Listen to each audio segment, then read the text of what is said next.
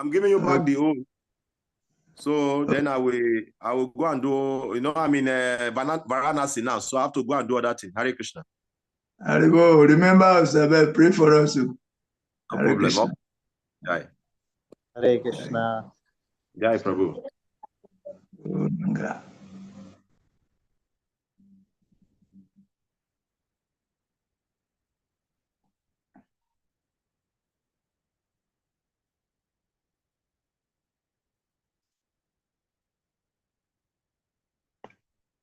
Hare Krishna, Hare Krishna.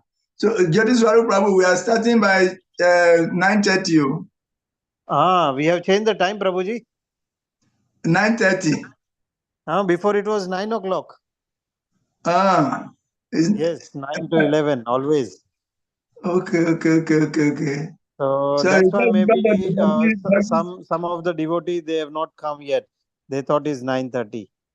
The Bhakti Sastri, because there's always some overlap of time. So that's why I put 30. Okay. Yeah. Hare So Krishna. we are waiting. Yeah, Prabhuji. Hare Krishna. Guranga. Bottom there, and the devotee in Prabhupada had just finished, and the devotee quickly took a rasgula from Prabhupada's plate. And Prabhupada said, "That will cost you $10,000. And the devotee said, "I've already given you," he said, "I'll give you my life."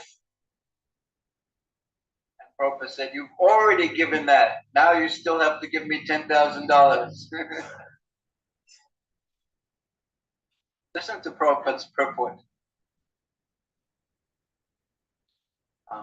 We'll read from the third paragraph, 33. The word akartu means without any sense of proprietorship. Everyone wants to act as the proprietor of his actions. Why? So he can enjoy the result. A devotee, however, has no such desire. He acts because the personality of Godhead wants him to act in a particular way. He has no personal motive. When Lord Caitanya preached Krishna consciousness, it was not with the purpose that people would call him Krishna, the Supreme Personality of Godhead. Rather, he preached that Krishna is the Supreme Personality of Godhead and should be worshipped as such. A devotee who is a most confidential servant of the Lord never does anything for his personal account, but does everything for the satisfaction of the Supreme Lord. Such a nice sentence. Both sides, the negative and the positive, are described. He never does anything for himself, does everything for the Lord. It is clearly stated, therefore, Mai Sanyasta Kamana. The devotee works, but he works for the Supreme Lord. Not lazy. There's no impetus to work because I'm not doing anything for me. No. His impetus is to please his beloved Lord. It is also stated, Maya Pitamana, he gives his mind unto me. What verse in the Bhagavad Gita gives that as practically the first? Yes. Yes. But if you're a mind reader, you'll know the one I'm thinking of. In addition to that one. That one's a wonderful one. Yeah. Manmana. Bhavaman Bhakta. You give your mind to me.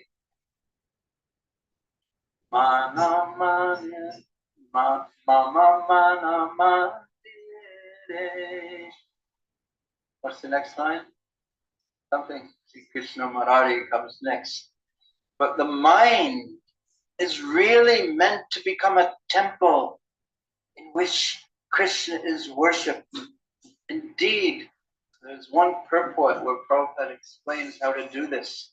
And then when one invites Caitanya Charitamrita, one makes the mind first very clean. And we know what it has to be cleansed of. Every other selfish desire. all ignorance, all passion. When it is sparkling clean, then one invites the Lord to live there. And then Prabhupada explains, one should hold a festival and distribute prasadam. Very serious business. But not invited for one day only, like a guest in the motel. And then, oh, have another plan, go. These are the qualifications. He gives his mind unto Krishna, and the other ones of a devotee who, according to this verse, is accepted as the highest of all. 34. Mana Shaktani Bhutani, with the mind.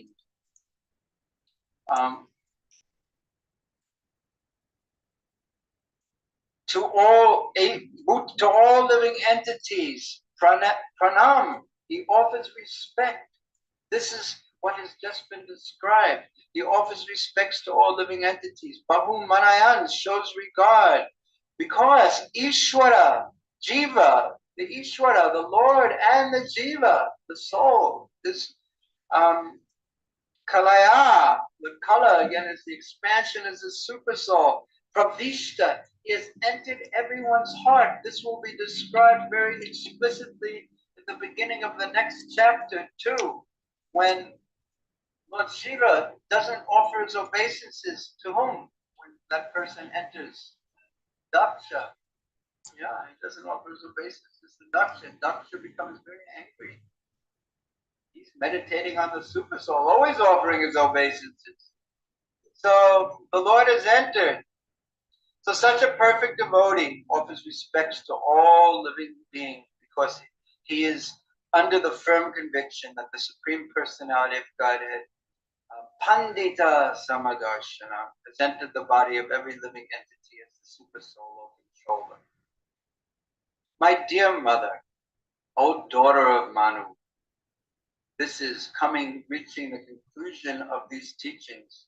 A devotee who applies the science of devotional service and mystic yoga, Sankhya, in this way can achieve the abode of the Supreme Person simply by that devotional service. And here's the conclusion. Because she had asked in the beginning of this chapter for Kapila Muni to describe devotional service, and he described it very carefully. Mixed devotional service, transcendental devotional service, and he warned her, be careful of respecting all living entities. Don't only worship the Lord and disrespecting cause violence to others. No! Everything, everyone has to be seen in relationship to the Lord. And by practicing devotional service in that way, one can achieve the Lord's supreme abode.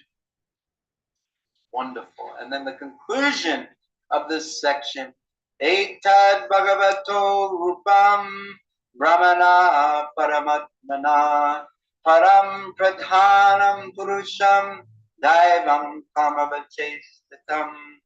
Etad, this Bhagavata, this personality of Godhead, Rupam, this personality of Godhead, he is the form, but not different from Brahman or Paramatma or Brahmeti, Paramatmeti, Bhagavan.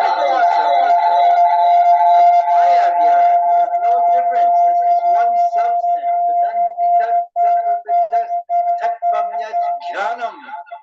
Adhyam, there is one substance. But depending upon the process that you use to serve that substance, he will reveal himself as either Brahman, if you're a jnani, Paramatma, if you're a yogi.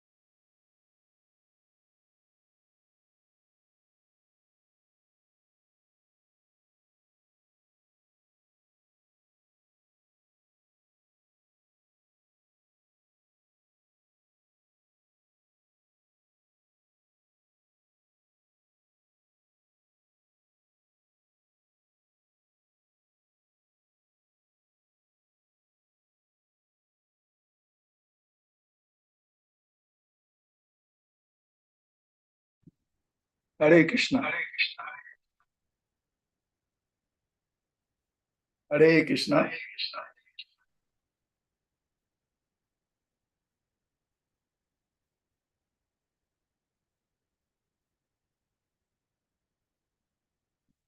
Hare Krishna.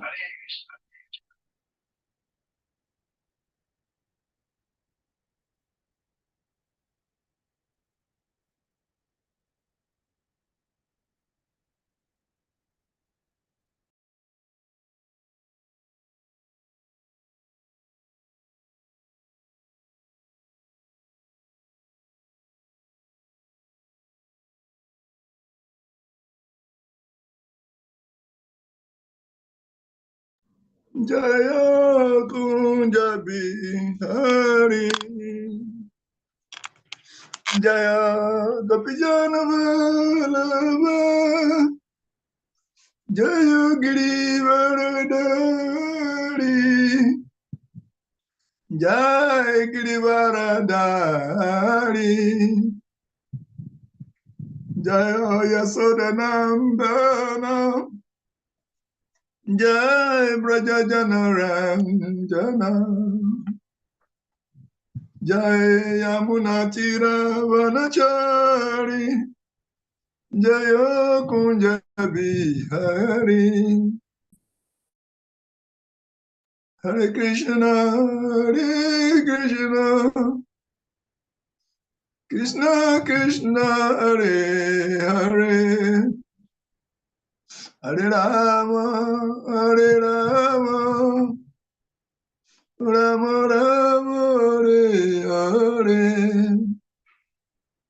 Hare Krishna, Hare Krishna, Krishna Krishna, Hare Hare, Hare Rama, Hare Rama, Rama Rama, Hare Hare, Hare Krishna, Hare Krishna, Krishna Krishna, Hare Hare, Hare Rama, Hare Rama, Rama Rama, Hare Hare, Hare Krishna, Krishna Krishna, Hare Hare, Hare Rama, Rama Rama, Hare Hare, Hare Krishna, Krishna Krishna, Hare Hare, Hare Rama.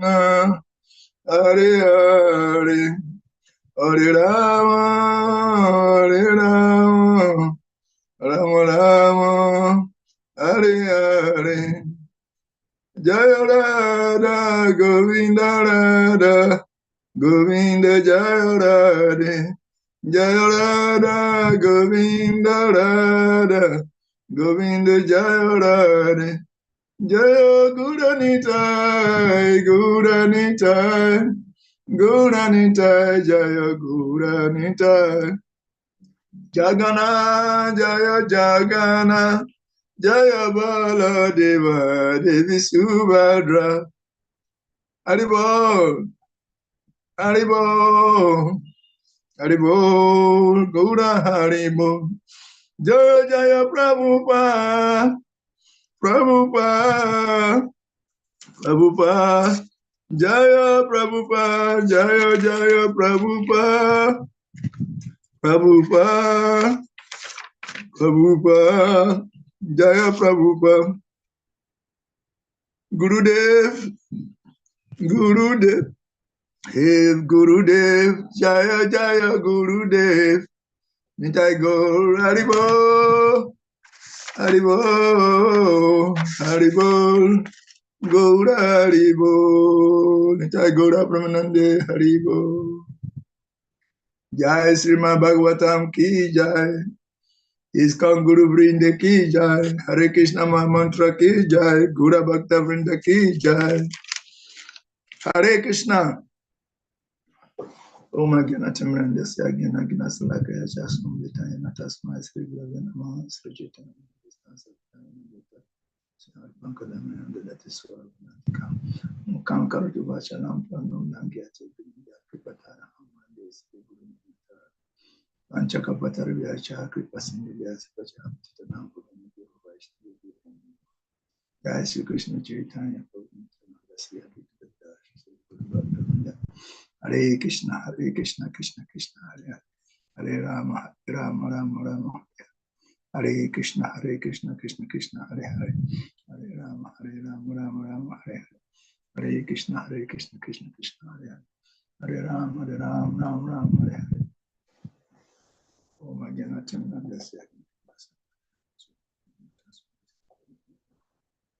Om Namo Bhagavate Vasudevaya. Om Namo Bhagavate Vasudevaya. Om Namo Bhagavate Vasudevaya. Om Namo Bhagavate Vasudevaya.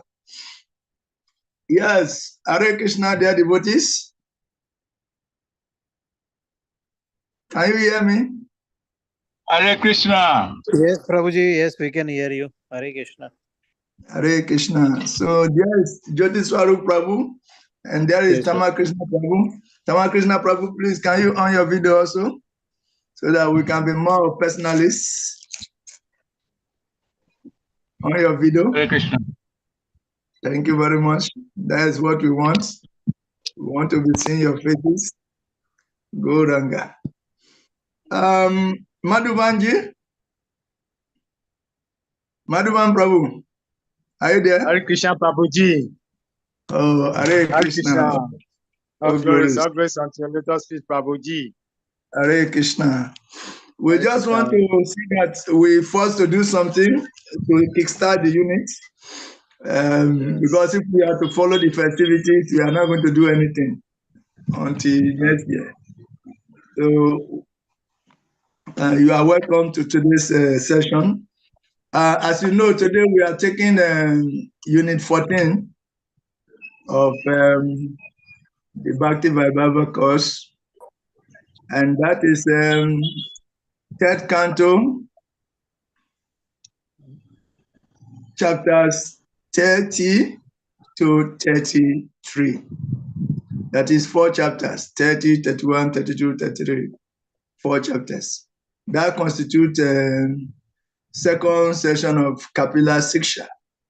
So towards the end of our last unit, Unit 13, that is chapter 29. Devahuti has some very salient questions. All along, she has been wanting Kapila Muni or Kapila Dev to talk about pure devotional service. She wanted Kapila to talk about pure devotional service.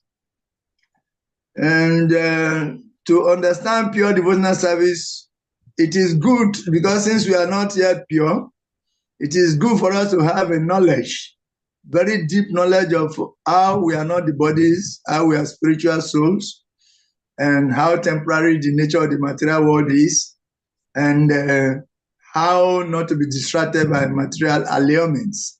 We need such knowledge to sharpen our intelligence. So even though we are not pure yet, we have transcendental knowledge. And even though we are not pure yet, we know where we are expected to be so that we can gradually start working towards it. So that is the need. There was a need for this analytical approach, Sankhya philosophy. And Kapila Muni, he came and he analyzed the elements of material nature to let us know the difference between the material world and the spiritual world, the constitution of the living entities, the constitution of the material manifestation, know about the 3 modes of nature and their interactions, and how they define the type of worlds we are absorbed in, and how the illusory energy is seriously in charge. So it is good to know this so that our focus can be sharpened. And we can also conclude that despite all this, knowledge about everything in this world. If devotional service is not included, that knowledge is not complete. Yes. If knowledge does not culminate in devotional service, it's like a decoration on a dead body. If you have so much knowledge and it's not harmonized in glorifying God, such knowledge is like decoration on a dead body. You see, and such knowledge can never attract the Lord. It is only Bhakti Abhyabhicharana. It is only pure devotional service that actually attracts the Lord. So until we arrive at the doorstep of pure devotional service, we know we have not gotten anywhere.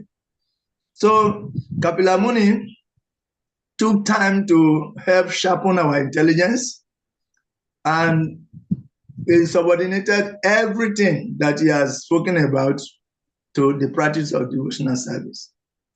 And Devahuti, being a devotee, he really wanted to develop detachment, because when we know about the temporary nature of this world, we become detached. We attain virakti. So by that detachment, that detached consciousness that nothing is here for me, how to engage everything, then you can begin to focus. So she inquired at the beginning of the chapter 29. She asked some salient questions, serious ones. And these questions, one is about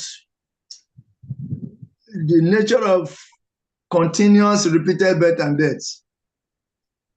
If we know a lot about the nature of continuous repeated birth and death, why it is there, then we know that this material world is temporary. We will know that this material world is temporary. That even though we are in the world, we'll be able to develop a kind of detached consciousness. We just do our part and leave the rest for Krishna. That we have to act in Krishna consciousness so that it will not be dry. So she gave that knowledge. Then she talked about, the question about time, how time works. What is time? What is time? How does it operate? How does it determine the fruitive activities? How does time operate? Who is time? So the devotee wanted us to talk about this. He wanted Kapila Muni to talk about this so that he can develop detachment. He can develop detachment, or at least arrive at the doorstep of Yukta Vairagya, which is the modern equivalent of that kind of detachment. So I wanted us to know, to give a connection. What is the relationship between chapter 29 and chapter 30? What is the relationship? Logical relationship. What logical relationship exists between these two chapters?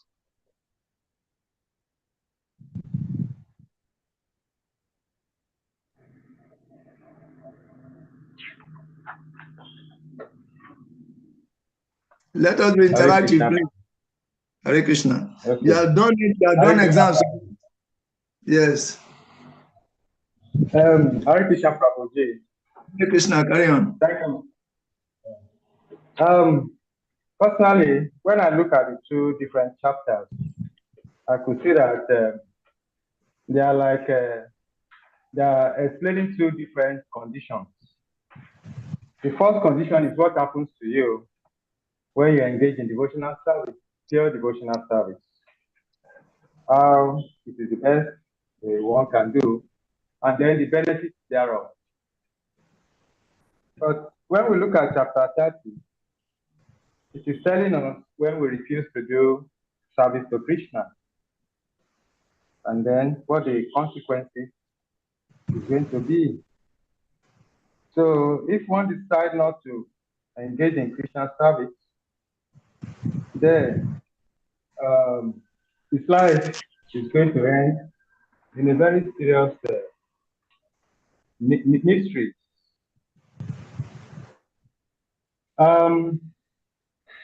when we look at chapter 30, it explains the situation of somebody who is only engaged taking care of his family, and being very negligent of his spiritual obligations.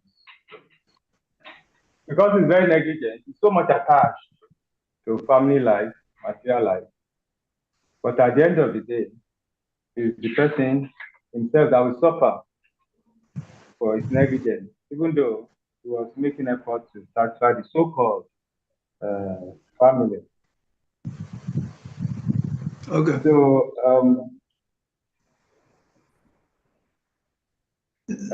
well, if we have to, there are some texts that in the chapter 30, if I'm right, yes, that emphasize on this basic point, like text 34, say that one having gone through all the miserable hellish conditions and having also passed the regular order through the That is rest of, where you read from.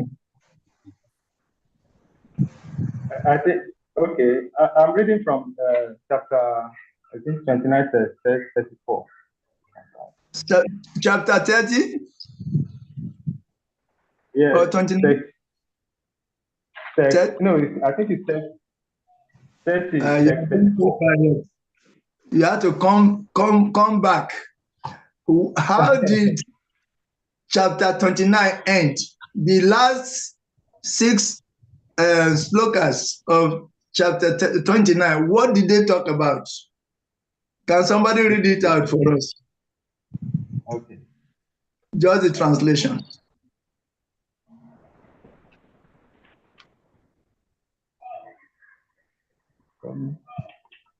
The last 6 texts of chapter 29, what did they talk about?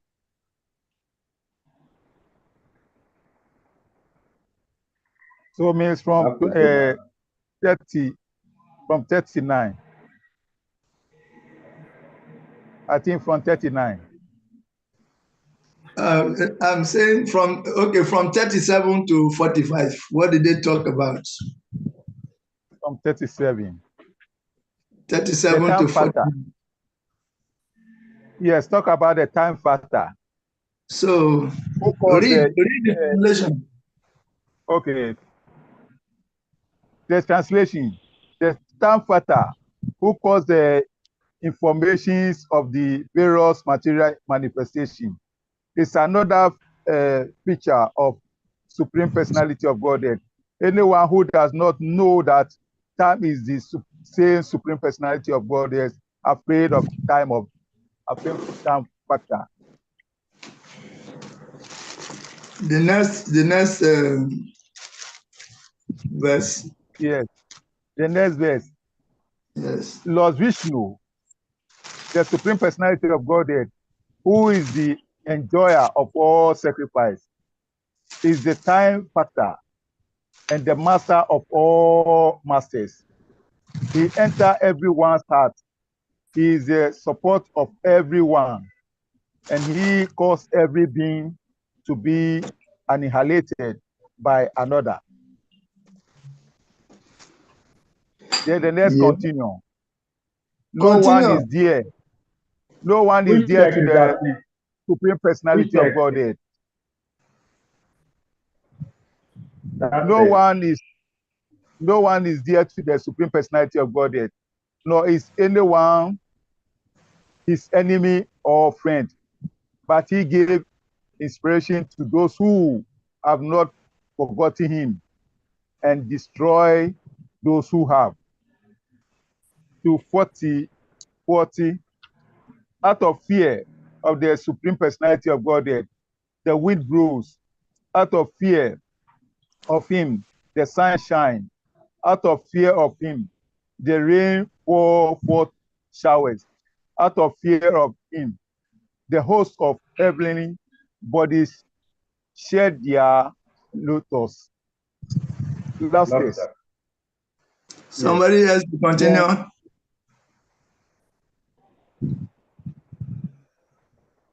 Get involved, please. Okay. Okay, let me finish the. Okay. Text 41. Text 41, yes. 41. Out of fear of the supreme personality of Godhead, the trees, creepers, herbs, and seasonal plants and flowers blossom and fructify, each in its own season. The next one, 42. Out of fear of the supreme personality of Godhead, the rivers flow, and the ocean never overflows. Out of fear of him only, the fire burns, and thus the earth, with its mountains, not sink in the water of the universe. So 43. Subject to the control of the supreme personality of Godhead, the sky allows outer space to accommodate all the various planets, which host innumerable living entities. The total universal body expands with the 7 carbons under the supreme control. Okay, Jyoti Swarup Prabhu concludes.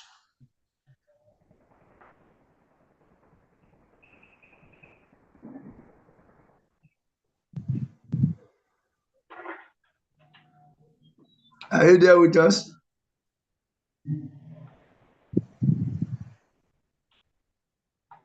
Yes, Hare Krishna. Hare Krishna. 44. Out of fear of Supreme Personality of Godhead, the directing demigods in charge of the mode of material nature carry out the function of creation, maintenance, and destruction. Everything animates and inanimate within this material world is under their control. 45.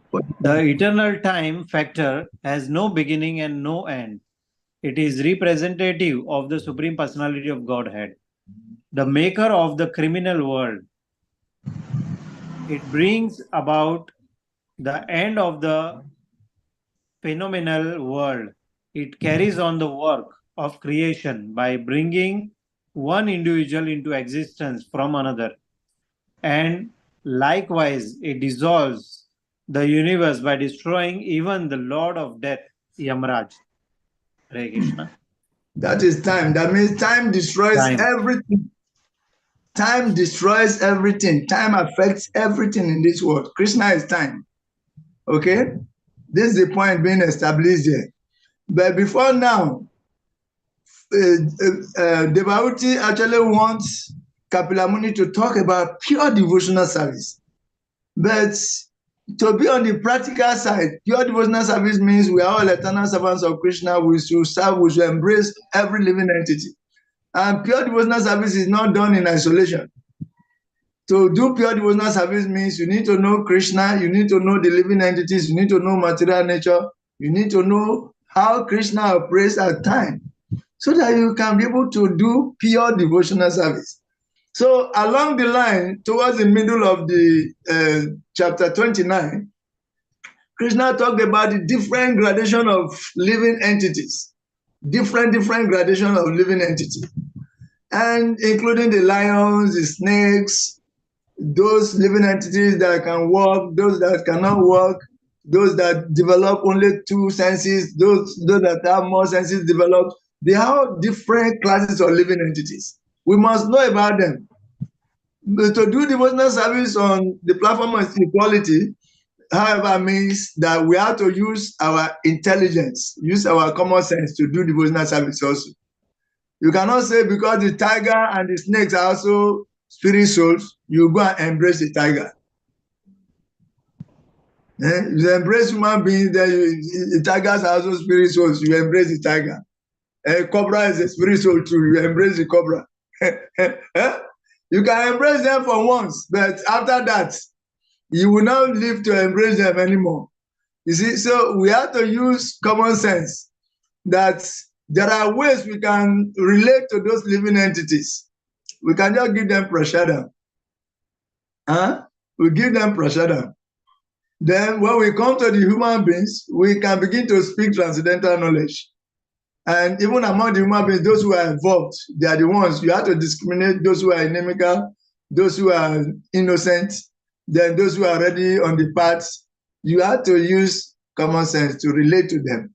Then towards the end now, this last 37 to 45, You see, Kapila Muni is answering devotees' question about time, particularly.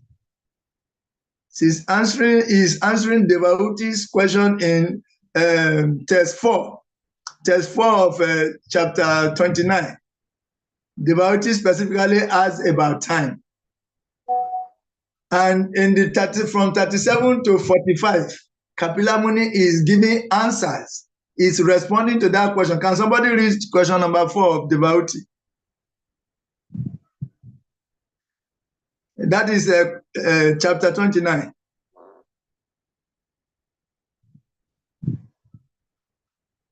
Somebody should read it loud for us to hear.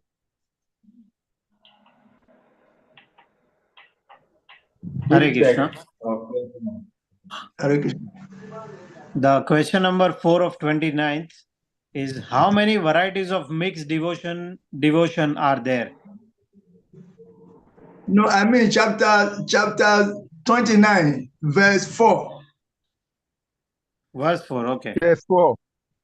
Please also describe internal time, which is the representative of your form, and by whose influence people in general engage in the performance of pious activities. Okay. Now in verse 37, or from 37 to 45, Kapila Muni is answering this particular question that is being put forward by Devahoti. So that's what we have read now, 37 to 45.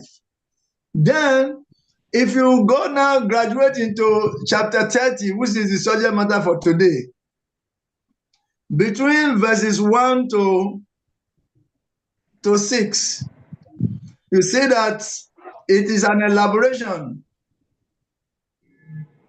of this time factor. Kapila Muni's answer continues. It continues into chapter 30. 1, 2, 3, 4, 5. And if you read the purpose are loaded, all about time. Means it is the Supreme Personality of Godhead who is time himself. Krishna is time. And by his will, everything is happening. Both creation, maintenance, and dissolution is happening. Only by his will. So the details of how this happened, this constitutes this particular text we are talking about. From 37 of 29 to 45, then from verse 1 to 5 of chapter 30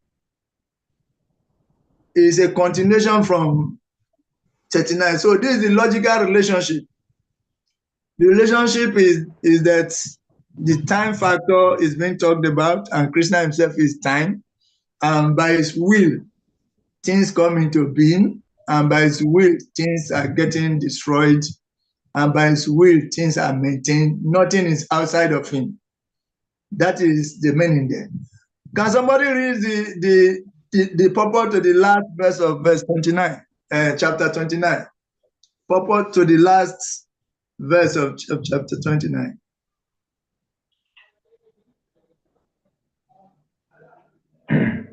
Hare Krishna. The last purpose, this is this chapter, text 45. Yeah. So, purpose, by the influence of eternal time, which is the representative of the Supreme Personality of Godhead, the Father begets a son, and the Father dies by the influence of cruel death. But by time's influence, even the Lord of cruel death is killed. In other words, all the demigods within the material world are temporary, like ourselves. Our lives last for 100 years at the most, and similarly, also their lives may last for millions and billions of years. The demigods are not eternal. No one can live within this material world eternally. The phenomenal world is created, maintained, and destroyed by the finger signal of the Supreme Personality of Godhead. Therefore, the devotee does not desire anything in this material world. A devotee desires only to serve the Supreme Personality of Godhead. This servitude exists eternally. The Lord exists eternally, the servitors exist eternally, and the service exists eternally. Hare Krishna. Hare Krishna. So I think this clarifies it a little bit more. That particularly what we are dealing with is the devastating effect of time. The devastating effect of time. Though very imperceptible, the time is very devastating. A child is born, he must die. Even the demigods must change their body. Nothing lasts eternally in this temporary material world. This is the point. Therefore, it is futile to put all our energies to pursue worldly things. And when we say worldly things, the main focus is atagriya kshetra sutta apta vitai. Atogriya kshetra sutta apta vitai. Janasya moho yam ahamameti. This is the main focus in material life. Atagriya kshetra sutta apta vitai. Home, wife, children, family members, country. Atogriya kshetra sutta apta vitai. Janasya moho yam ahamameti. These are all bodily relationships. That all bodies must pass away. So everything that is related to the body is temporary. And if a civilization is based on romanticizing the body, bringing the senses of the body in contact with their objects and trying to maximize it in a hard struggle for existence. You see, this is illusion. Janasya moho ahamameti. Janasya moho ahamameti. My family members, my wife, my children, my this, my land, my properties, my accumulated properties, my trousers, my shirts. These things should not be our focus. A civilization which is centered around the body and the bodily extensions is illusion. And by this, by the time we get to few verses, we start reading the next chapter, the few verses, we are going to see how Maya works, how this illusory energy works, and the two components of illusory energy, we are going to see them. So it is very important that we talk about these things so that we can know where to place our focus. This is very, very critical and important. Okay. So, and that's why it is very, very important for us to know this and know it properly. Time takes away everything in this world. Even the demigods, they are. Everything manifested and unmanifested is due to the influence of time. But time is doing this thing imperceptibly. You don't see it operating, but it's operating. And we are seeing the effects. And if you want to analyze it, you will see it all around ourselves. A time is operating. Okay? So this is exactly why it is important for us to know this and know it very well, sharpen our focus, and let us focus on pure devotion. Because a civilization based on romanticizing the body, trying to maximize bodily pleasure, it ends in frustration. Any civilization. In fact, somewhere in the Bhagavatam, it is says that is animal civilization. It is the civilization of the cow and the donkeys and the hogs. That civilization which is centered around polishing the body, economic development, acquisition of position in this material world, fame, honor, and dishonor in this material world. It is animal civilization. The real civilization, the civilization that will last eternally, is the relationship between the individual soul and the supreme soul. Why? Because as we heard from the last purport of the 29, devotional service is eternal. The living entity is eternal. The relationship between the living entity and the Supreme Lord is eternal. Therefore, that eternal platform is where real civilization is. So the intelligent man, the devotee, wants to focus on that. He wants to focus on that. And therefore say, Kapilamuni, please talk about pure devotional service. Talk about pure Avyabhi Bhakti, pure devotional service. All other services are there, they are necessary, they appear to be very nice, but they are not so wonderful.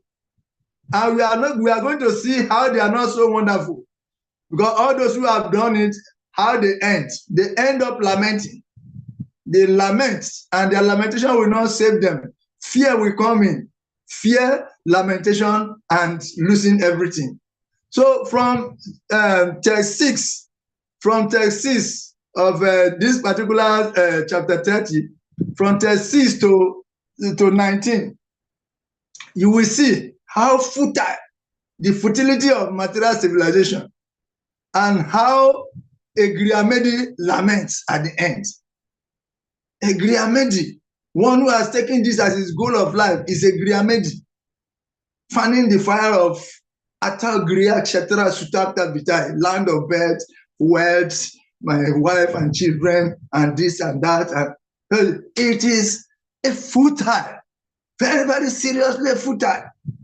It does not give any satisfaction. We need to hammer, because this is a heavy, this session is very heavy, and we have to take it as it is, so that anywhere we go in the front, we can always remember this.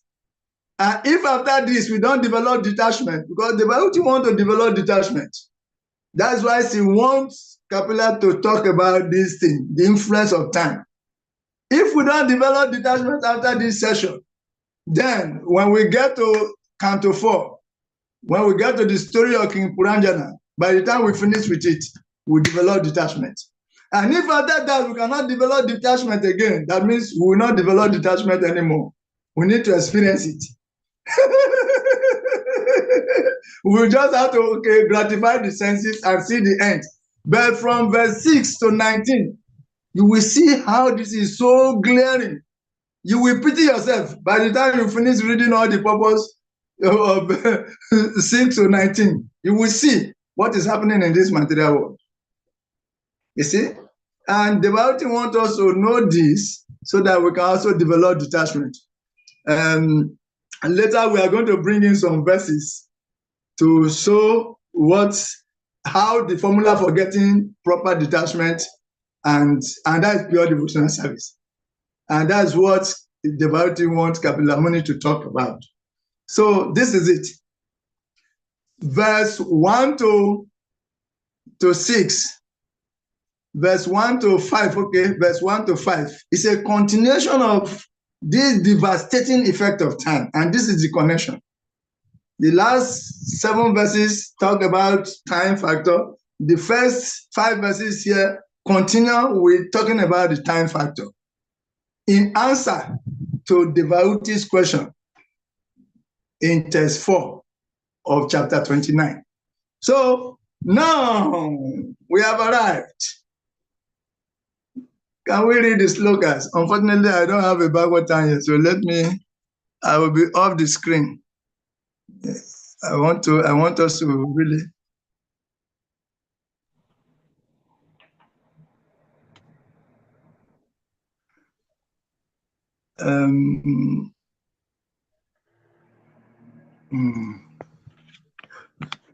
Okay, are we there? Yes, we are there. Please. Yes, please. Next time I will get a physical bhagavatam so that it will be easy for me. The personality of God, sorry, okay, let me read the Sanskrit now. Kapila uvacha tasya jano tasya jano nunam nayam veduru vikramam kalyamano apibalino vayo iba ganavali.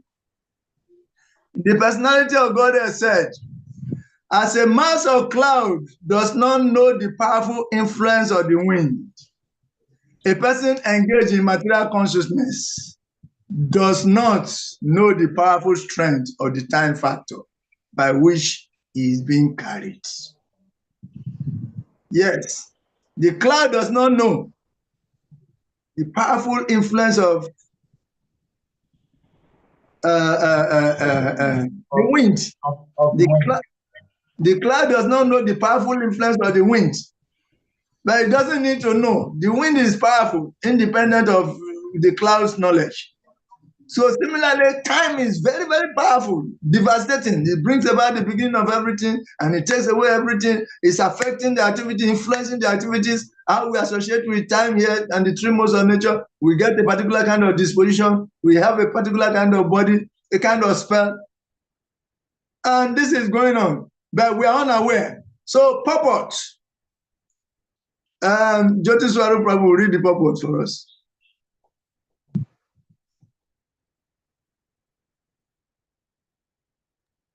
Should I read?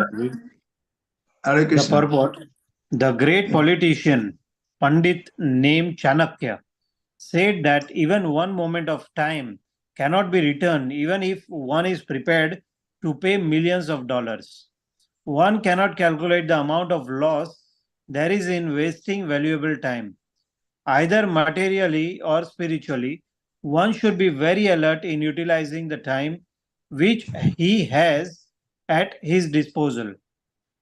A conditioned soul lives in particular body for a fixed measurement of time, and it is recommended in the scriptures that within that small measurement of time, one has to finish Krishna consciousness and thus gain release from the influence of time factor.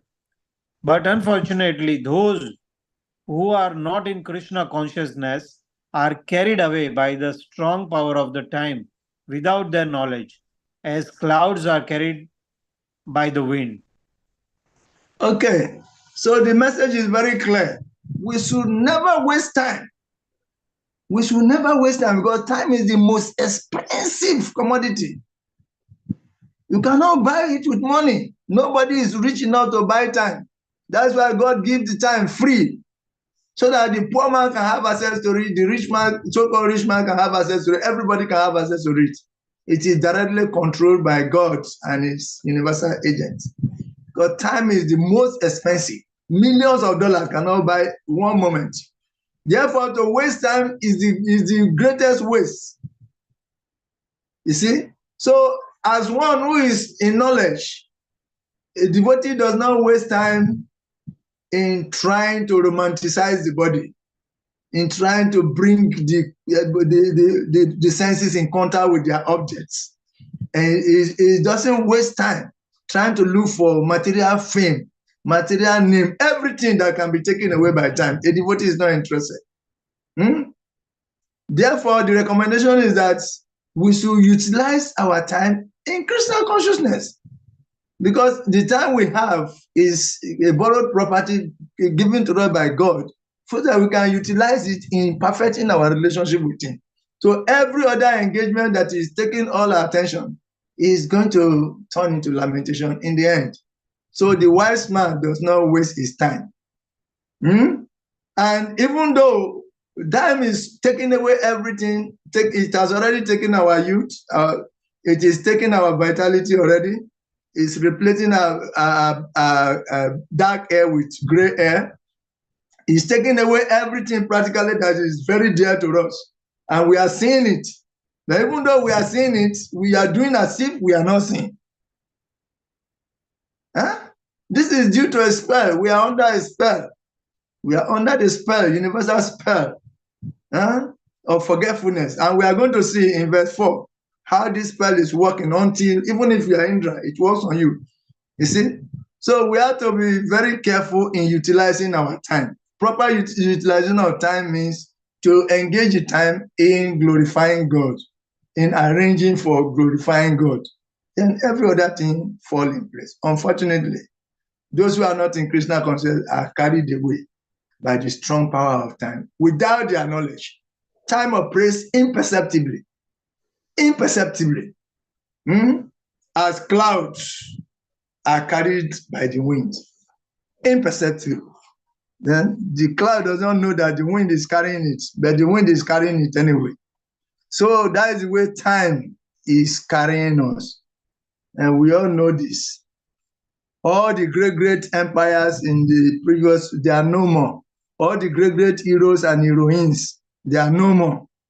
All the great achievements that the people are wasting time to manufacture, they are all going to be taken away by time. Yet, we are absorbed in trying to romanticize, in trying to create more things. A devotee does not romanticize the body and the senses. It does not demonize them either, but it utilizes them.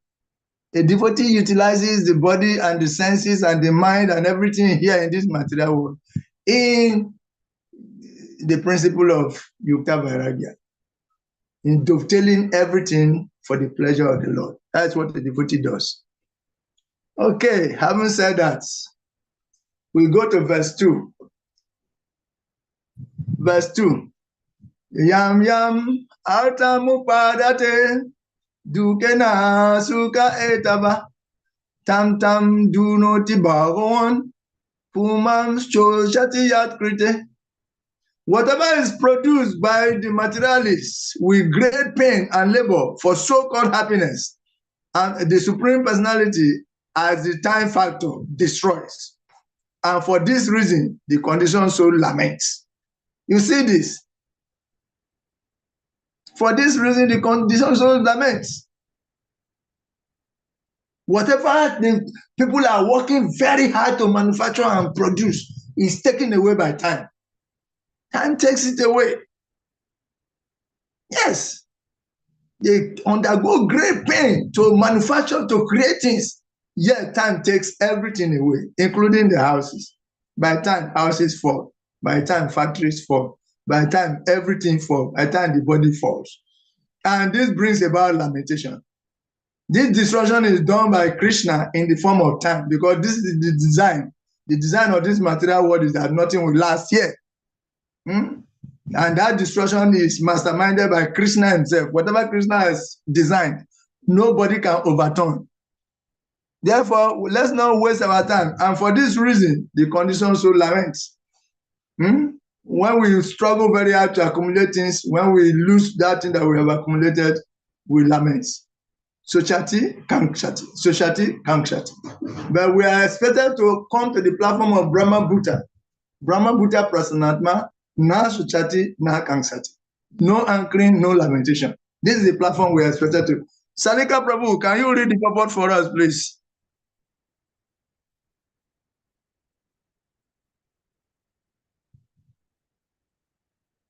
Hare Krishna. Hare Krishna. The main function of the time factor, which is a representative of the Supreme Personality of Godhead, is to destroy everything. The materialists in material consciousness are engaged in producing so many things in the name of economic development. They think that by advancing and satisfying the material needs of man, they will be happy. But they forget that everything they have produced will be destroyed in due course of time. From history, we can see that there were many powerful empires on the surface of the globe that were constructed with great pain and great perseverance. But in due course of time, they have all been destroyed. Still, the foolish materialists cannot understand that they are simply wasting time in producing material necessities, which are destined to be vanquished in due course of time. This waste of energy is due to the ignorance of the mass of people who do not know that they are external, that do not know that they are eternal, and that they have an eternal engagement also. They do not know that this span of life in a particular type of body is but a flash in the eternal journey. Not knowing this fact, they take the small flash of life to be everything, and they waste time in improving economic conditions. In improving economic conditions. They waste all their time. They put all their energy, they put all their intelligence, they put all their physical strength, intellectual strength in trying to improve economic conditions. But everything is taken away by time. And they have been seeing it, but they are doing as if they have not seen, thinking that it's not going to be their turn.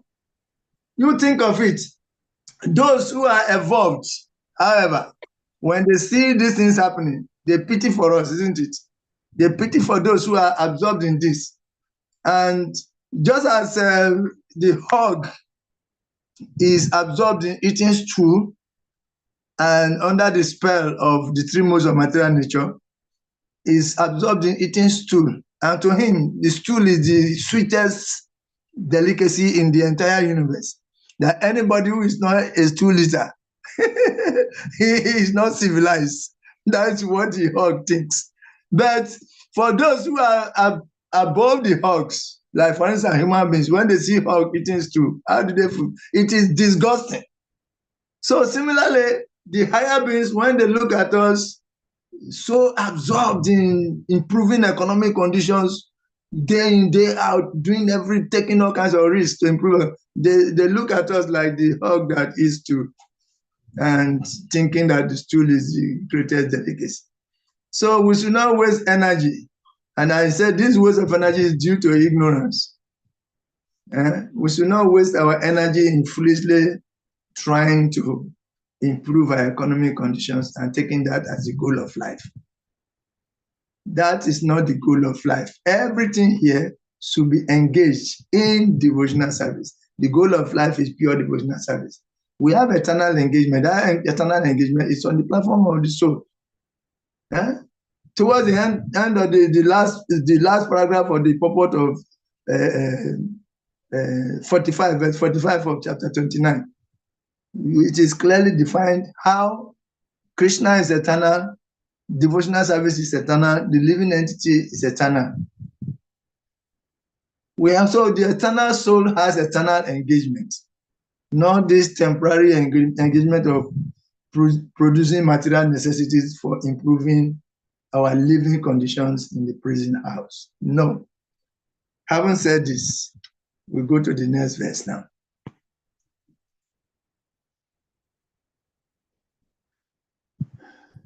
Yad adruvas yadehasya sanubandat yadurumatihi.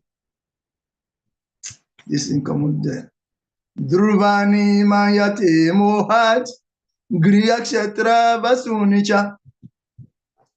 The misguided materialist does not know that this very body, that is very body, is impermanent, and that the attraction of home, land, and wealth, which are in relationship to the body, are also temporary. Out of ignorance only, it thinks that everything is permanent. Sri Madhuvan, can you please help read the purpose?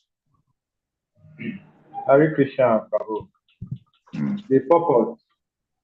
The materialist thinks that persons engaged in Krishna consciousness are crazy fellows wasting time by chanting Hare Krishna. But actually, he does not know that he himself is in the darkest region of craziness because of accepting his body as permanent. And in relation to his body, he accepts his home, his country, his society, and all other paraphernalia as permanent. This materialist acceptance of the permanency of home, land, etc. is called the illusion of Maya. This is clearly mentioned here. Mohatya Shita Vasuni. Out of illusion only does the materialist accept his home, his land, and his money as permanent. Out of this illusion, the family life, national life, and economic development, which are very important factors in modern civilization, have grown. A Krishna conscious person knows that this economic development of human society is but temporary illusion. In another part of Srimad Bhagavatam, the acceptance of the body as oneself, the acceptance of others as kinsmen in relationship to this body, and the acceptance of the land of one class as worshipable are declared to be the product of an animal civilization. When, however, one is enlightened in Krishna consciousness, you can use this for the service of the Lord. This is a very suitable proposition. Everything has a relationship with Krishna. When all economic development and material advancement are utilized to advance the cause of Krishna consciousness, a new phase of progressive life arises. Hare Krishna. Hare Krishna. I think it's very self-explanatory, isn't it? Very, very clear. It is very, very clear that civilization based on body, land of birth, bodily relationship, mother education, all that, it is a civilization of Gokara, is animal civilization. You see, it is only out of illusion. You see, only out of illusion we consider these temporary relationships to be permanent, and therefore pitiably working very hard to maximize, to churn out some juice out of it. And specifically in Bhagavatam 558, there is a sloka that we have quoted it before, that Pumsa Sriya Maituni Bhagavan Vitam, Tayo Mito Hridaya Grantim Mahu, Ato Griya Kshetra Sutapta Vitai Janasya Muhu Yam Ahamameti. That the attraction between male and female is the basic principle of material existence.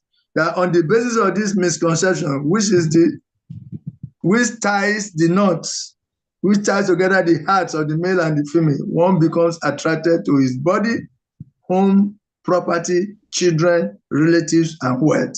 In this way, one increases life's illusion and thinks in terms of I and mine. You see? So these things are there, but they're actually sources of lamentation. They are sources of lamentation because they can only give temporary gratification. However, when Krishna is in the center, it becomes a different thing entirely.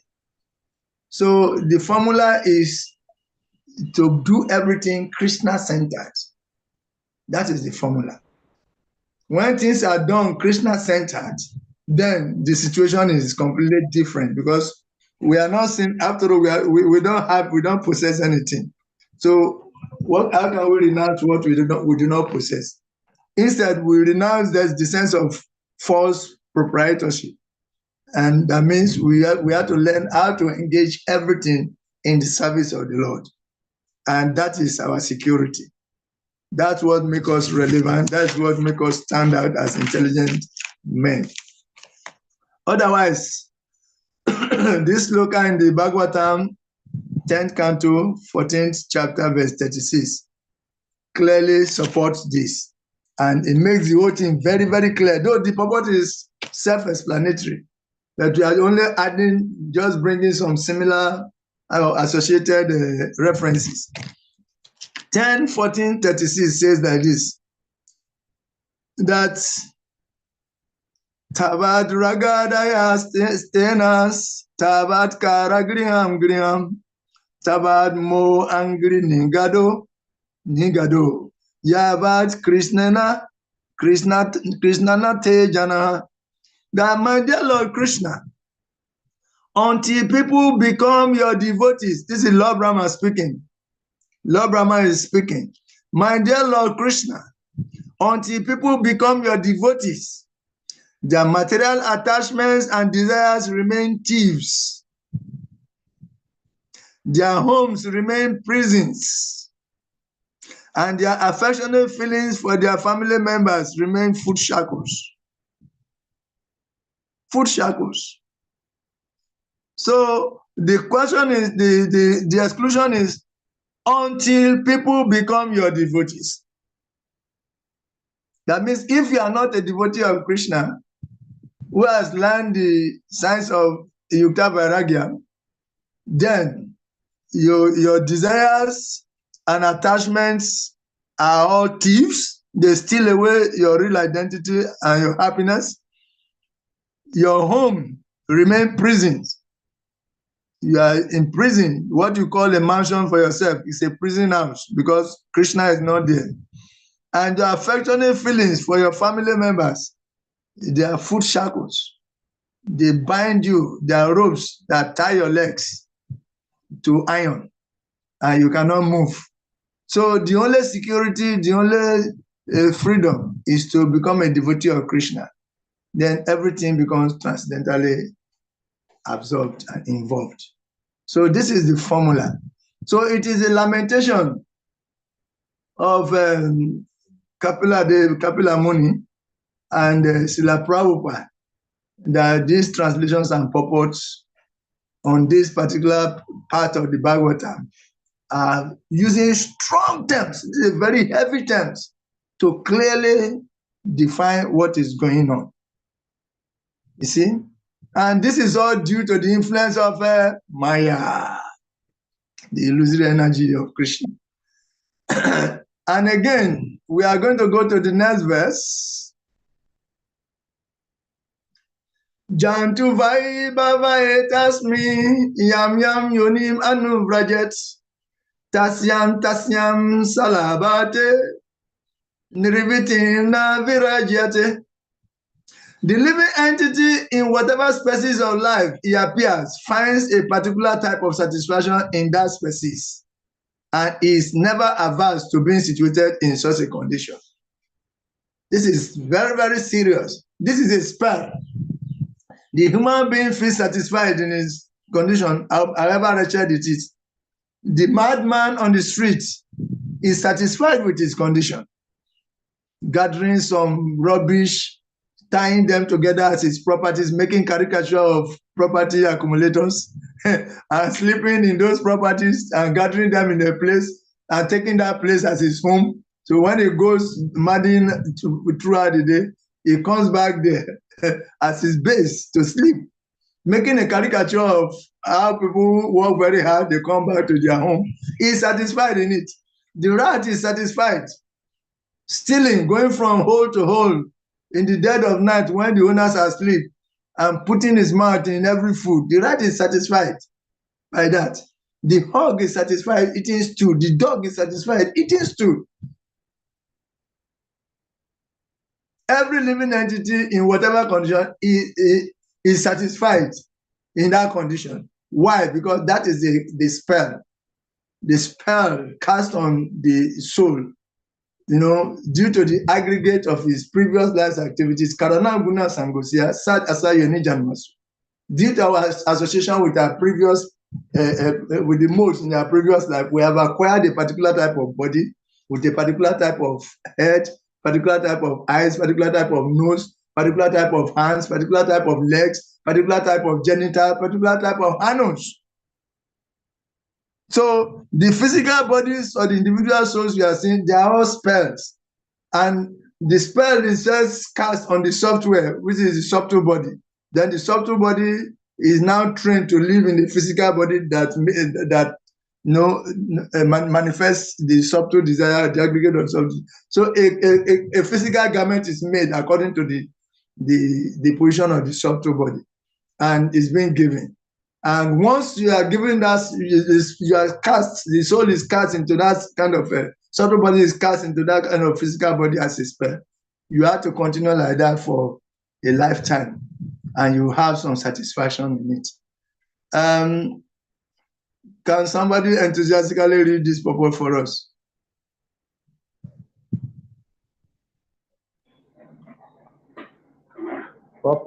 Test 4. Hare Krishna. Yes. Yes. Okay. The satisfaction of the living entities in the particular type of body, even if it's most abominable, it's called illusion. A man in a higher position may feel satisfaction with the standard of life of the lower graded man. But the lower grade man is satisfied in that position because of the spell of Maya, the eternal energy. Maya has two phases of activities. One is called Prashapanika, and the other one is called Avaranamika. Avaranamika means covering, and Prashapanika means pulling down. In any condition of life, the materialistic person or animal will be satisfied because his knowledge is covered by the influence of Maya. In the lower grade of or lower species of life, the development of consciousness is so poor that one cannot understand whether he is happy or distressed. This is called Avaranamika. Even the hog who live by eating stew find himself happy, although a person in the higher mode of life see that the hog is eating stew. How abominable that life is. Hare Krishna. Hare Krishna. Can you see? Can you see how abominable such a life is? The Prabhupada is exclaiming it. That this is very, very abominable, that the higher person, somebody in a higher status of life may see, like the human being will see that the hog is eating stew, that this is horrible. But the hog himself does not know that stool is horrible. He feels that the stool is the highest delicacy in the entire world.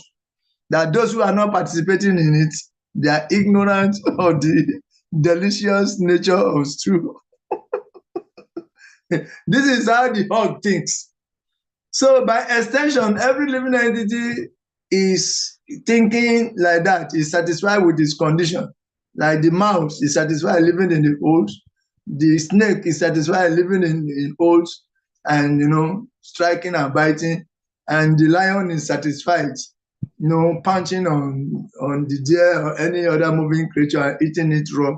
And all the crocodile is satisfied living in the water and catching, you know, trapping the legs of anybody that passes. So this is called this is due to the influence of Maya. And here technically it is a revelation that Maya has two features. It has two faces. One is to pull you down, pull the living entity down from his higher position as a spiritual eternal servant of Krishna. Then the other one is to cover him in that condition. The hog is eating stool and is taking it to be nectar because he is already covered. It's due to the covering potency of Maya. After you have been pulled down from a high position as a spiritual, you have been covered. And due to that covering influence, you know, everything in that condition becomes, you know, a delicacy for him. And he can eat rat, he can eat rubbish of any kind, and he can eat maggots, and he can eat stool. He's very, very okay. Why? Because the nose, all the senses are conditioned. They are predominantly influenced by the mode of ignorance. Therefore, anything that is not in the mode of ignorance is not attractive to him. You see, it's not his fault. Is in a spell. It's under the influence of a spell. So this is how Maya. Baya Isad apetasia bipadiayo asmiriti. As soon as he's pulled down, he becomes covered. Isad apetasia bipadiayo asmiriti. But what is the cause? Tan mayayato buddha abajetam. Tan mayayato buddha abajetam. That means this is due to the influence of Maya. How do you come out of it? Bhakti Isaekam Guru Devatatma. You take shelter of your spiritual master, serve him as your life and soul, and under his guidance, you should do devotional service, and gradually you can come out of it. Otherwise, covered. So this is very, very serious. So please take note of these two faces of Maya. The pulling down face of Maya and the covering. Hare Krishna Prabhu. And Avaranatmika. Hare Krishna Prabhu. Thank you. Hare Krishna Prabhu. Goranga. We are talking about Maya, but without the influence of Maya, nobody can live in this material world, because as you are a spiritual soul, if we are very conscious or cognizant of what our life was before we come into the material world, I think everybody will commit suicide. So, if you look at the situation when the Brahma started creation, I think it started with Maya, created an illusion for the living entity, so that they, whatever condition they find themselves, they will see things there enjoying. Otherwise, without this Maya, no, I don't think anybody will. People will just commit suicide. That's what we are. That Maya is working very hard, cover them very nicely. That we are thinking what is not to be, and we are absorbed in it. That is, we need to know this. Why? Because we are trying to come out of Maya. It is only those who are trying to come out of it that this is revealed to. Say, this is what is happening. If you want to come out, you really need to take shelter of a Bonaba spiritual master and work under, do devotional service under his guidance. That is the only way you can come out. Otherwise, it's so covering that it covers the human beings. Sometimes even cover those who are trying to be devotees. Cover them so much that they begin to consider so many things as the priorities in life. They begin to lament over things that they have not gotten. If I were in the outside world working like my friends, my schoolmates, by now I will be a professor. I will have a car. Also, I will have a house to myself.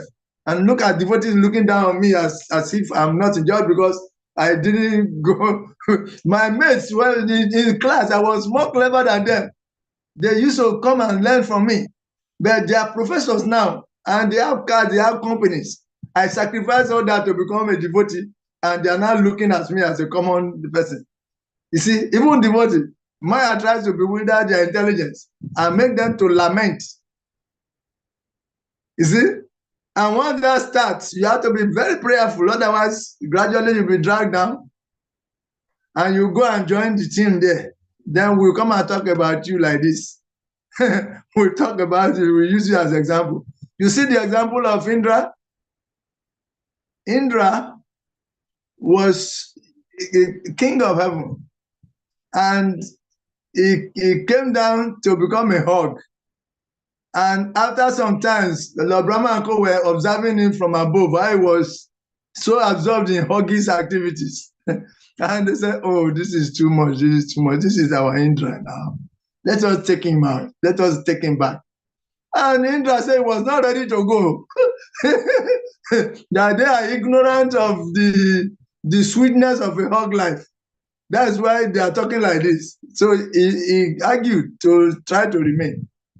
You see, until when you become free, you will know that these are entanglements, sources of entanglements.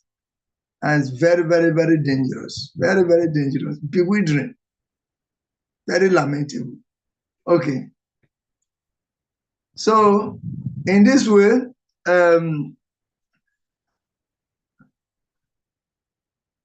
verse number 5. Verse number 5.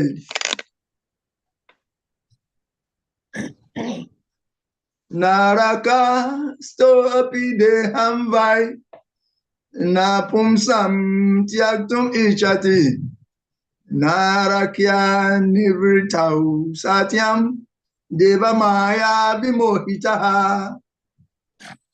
The conditioned living entity is satisfied in his own particular species of life, while deluded by the covering influence of the illusory energy.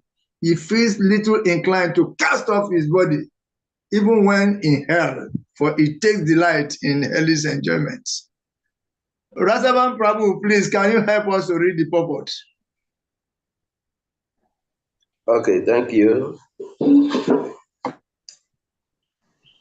It It is said that once Indra, the king of heaven, was cursed by his spiritual master, Brihaspati, on account of his misbehavior, and he became a hog on this planet. After many days, when Brahma wanted to recall him to his heavenly kingdom, Indra, in the form of a hog, forgot everything of his royal position in the heavenly kingdom, and he refused to go back. This is the spell of Maya. Even Indra forgets his heavenly standard of life and is satisfied with the standard of a hog's life.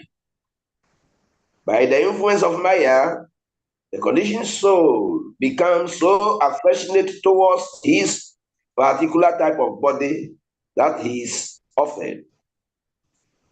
Give up this body, and immediately you will have a king's body. He will not agree. This attachment strongly affects all conditioned living entities. Lord Krishna is personally canvassing. Give up everything in this material world. Come to me, and I shall give you all protection. But we are not agreeable.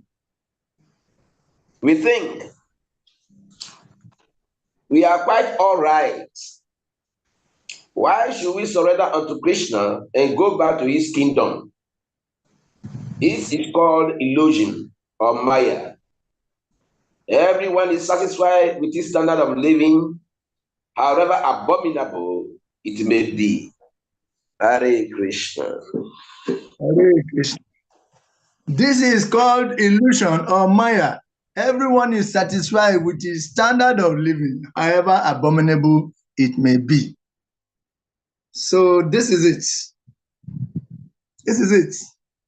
And we are fantasizing in any condition we find ourselves, how to increase and go deeper and deeper into making better arrangements.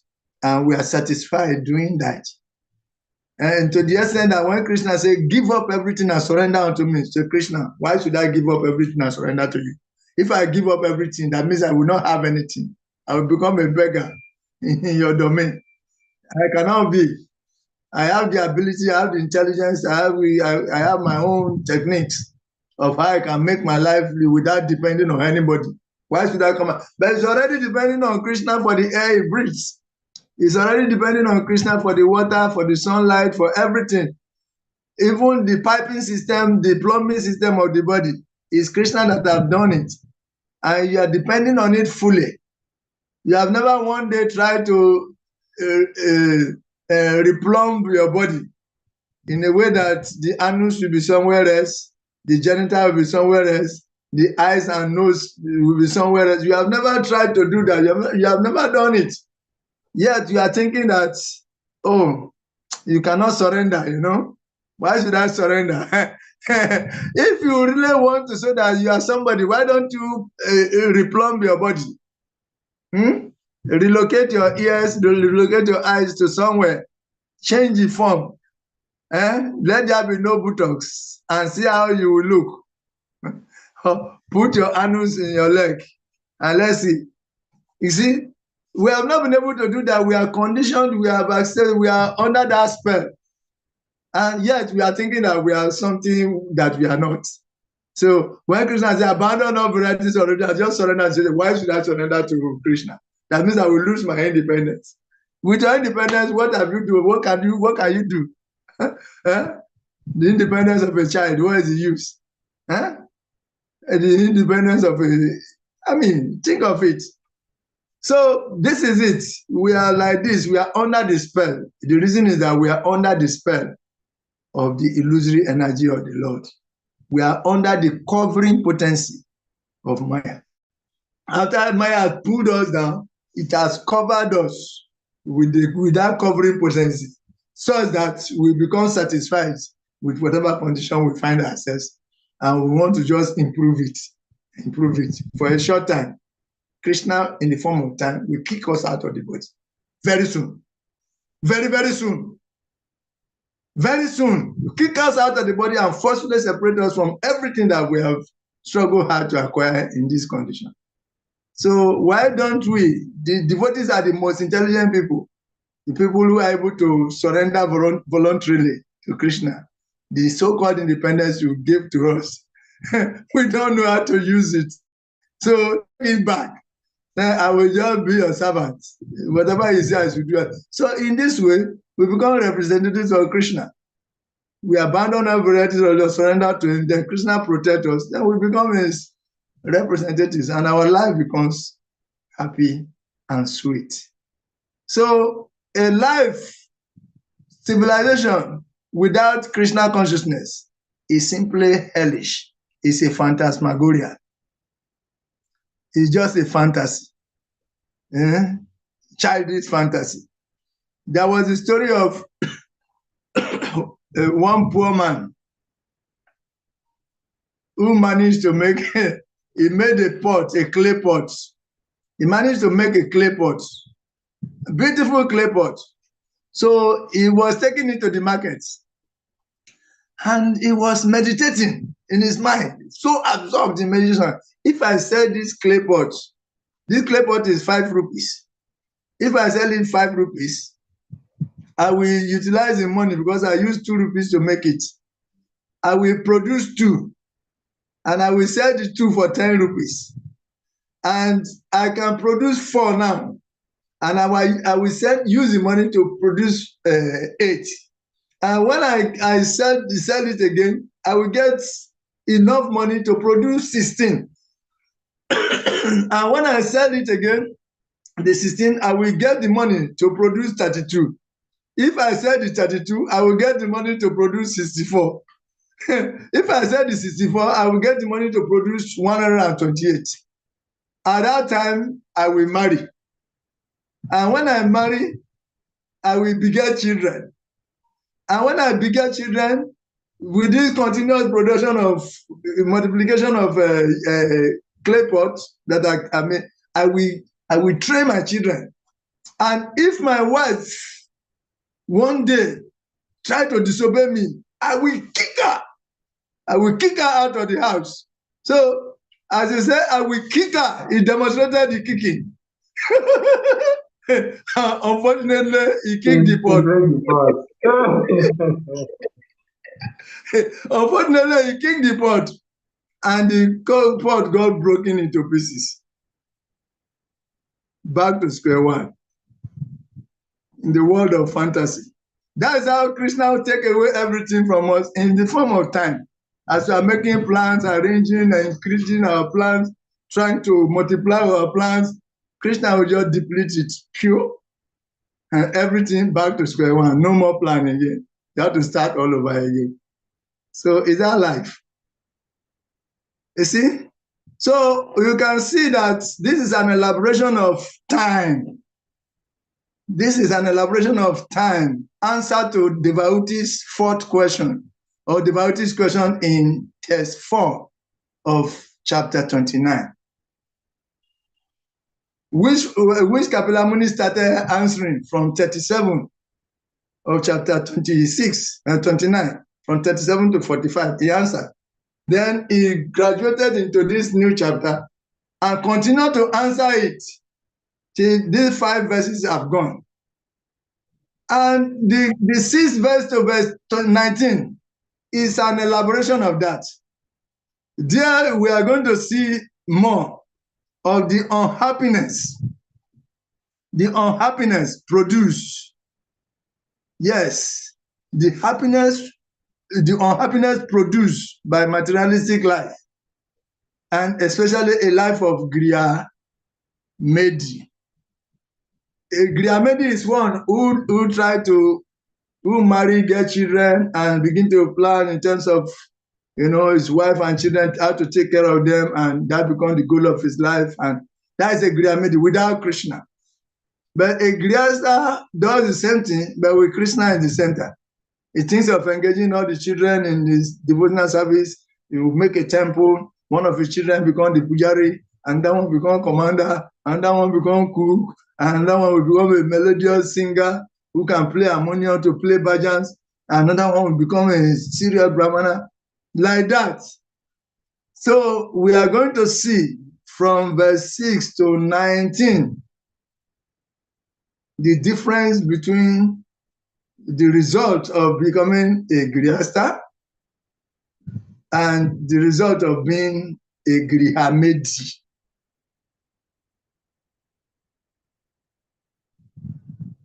Are we ready to go? Are we ready? Yes, we are ready. We are ready. Sure. Yes. Now, Madhuban Prabhu, read the sloka and read the purport. Okay, 36. Asma Jayam Satugara Pasu Davina Bandusu Niruda Mula Viridaya Atmanambaru Mayate. Can I read the translation? Okay. Translations. Such satisfaction with one standard of living is due to deep-rooted attraction for body, wife, home, children, animals, wealth, and friends. In such a situation, the conditioned soul thinks himself quite perfect. Is it a Grihastha or a Grihamedi? Yeah, we are talking about. Grihamedi. A Grihamedi. Carry on. Okay. Purpose. This so-called perfection of human life is a confusion. Therefore, it is said that the materialist, however materially qualified he may be, is worthless because it's hovering on the mental plane, which will drag him again to the material existence of temporary life. One who acts on the mental plane cannot get promotion to the spiritual. Such a person is always sure to glide down again to material life. In the association of so-called society, friendship, and love, the conditioned soul appears completely satisfied. Hare Krishna. Hare Krishna. Any comments?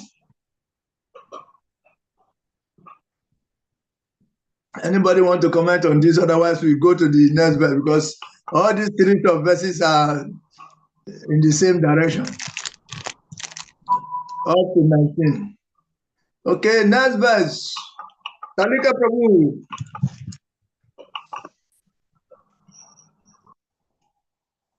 The sloka and the translation and purport. Hare Krishna. Hare Krishna. Sandhyarimana Savanga Esham Bodva Anadina Karoti Avirata Modo Duritani Durasaya. Although he is always burning with anxiety, such a fool always performs all kinds of mischievous activities with a hope which is never to be fulfilled in order to maintain his so-called family and society. It is said that it is easier to maintain a great empire than to maintain a small family, especially in these days when the influence of Kali Yuga is so strong that everyone is harassed and full of anxiety because of accepting the false presentation of Maya's family. The family we maintain is created by Maya. It is the perverted reflection of the family in Krishna Loka. In Krishna Loka, there are also family, friends, society, father, mother. Everything is there, but they are eternal. Here, as we change bodies, our family relationship also change. Sometimes we are in a family of human beings, sometimes in a family of demigods, sometimes a family of cats, or sometimes a family of dogs. Family, society, and friendship are flickering, and so they are called asats. It is said that as long as we are attached to this asat temporary, non-existing society and family. We are always full of anxiety. The materialist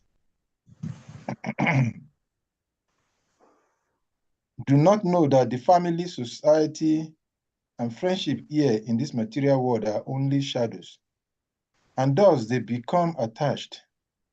Naturally, their hearts are always burning. But in spite of all inconvenience, they still work to maintain such false families because they have no information of the real family association with Krishna. Can you summarize this purpose? I want to ask a question.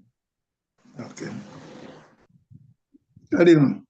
Here it is mentioned that just as we have family, friends, and friendship here, there's family, friend, and friendship in the spiritual world, Krishna book. Presently, we have forgotten that relationship of eternal one. So we accept this present one as real. So what is the fault of the conditioned soul? Because he has forgotten, he doesn't know. Yeah, his fault is to be in the position of forgetfulness. That is his fault. Tan maya to Buddha Bajetam Bhakti Kayetam Gurude Batatma Isa Apisasia Isa Apitasia Isa means Isa Iso the Krishna Isa Apitasia Viparia Yo Asmriti. He forgets his relationship with Krishna and immediately it becomes covered by the illusory energy, Maya. And therefore, being in position to be covered, that is his fault. That is where his fault is. And once it's covered, he begins to act on that. Otherwise, I like asking, what is the fault of the hog? What is the fault of the dog? It started from somewhere. Among all, why is it that he's the one that becomes the hog and the dog? Why others are in squirrel body, others are in elephant body, others are in tiger body, others are in human body, so others are in demigod's body. So Karana Guna Sangosiyasa, that's how Yoni Janmasu. So according to your interaction with the modes, you are awarded a particular body. So for you to be in a particular state, to be influenced in that way, that is your fault. You see? So we say that's why we say our desires are very, very important because we still have the present. And if the present is qualified, the future will be qualified. And the future is qualified, then our evolution continues. Evolution of consciousness continues. So that is it. We are dressed, differently that we are dressed by our desires. We are dressed differently.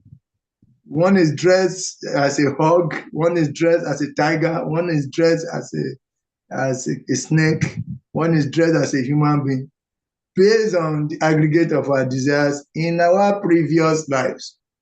And we are dressed by those of our desires in order to address our desire. We are dressed by our desires for our desires. So that when we get a particular type of body, then we can do those things without even feeling guilty. We absorb.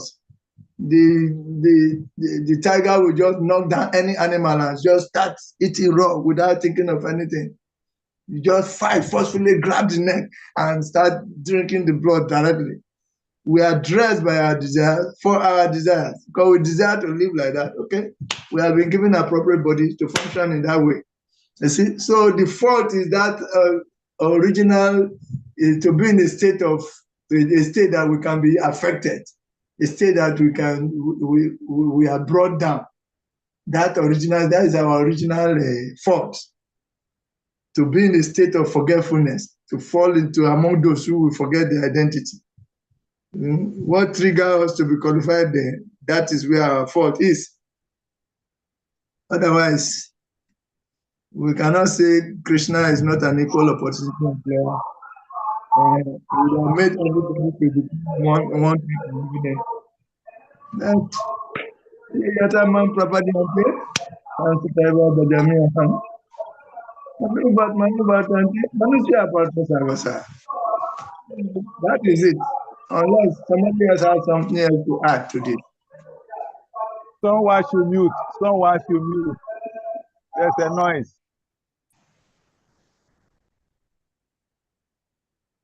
Does anyone has something to add to this? Because to me,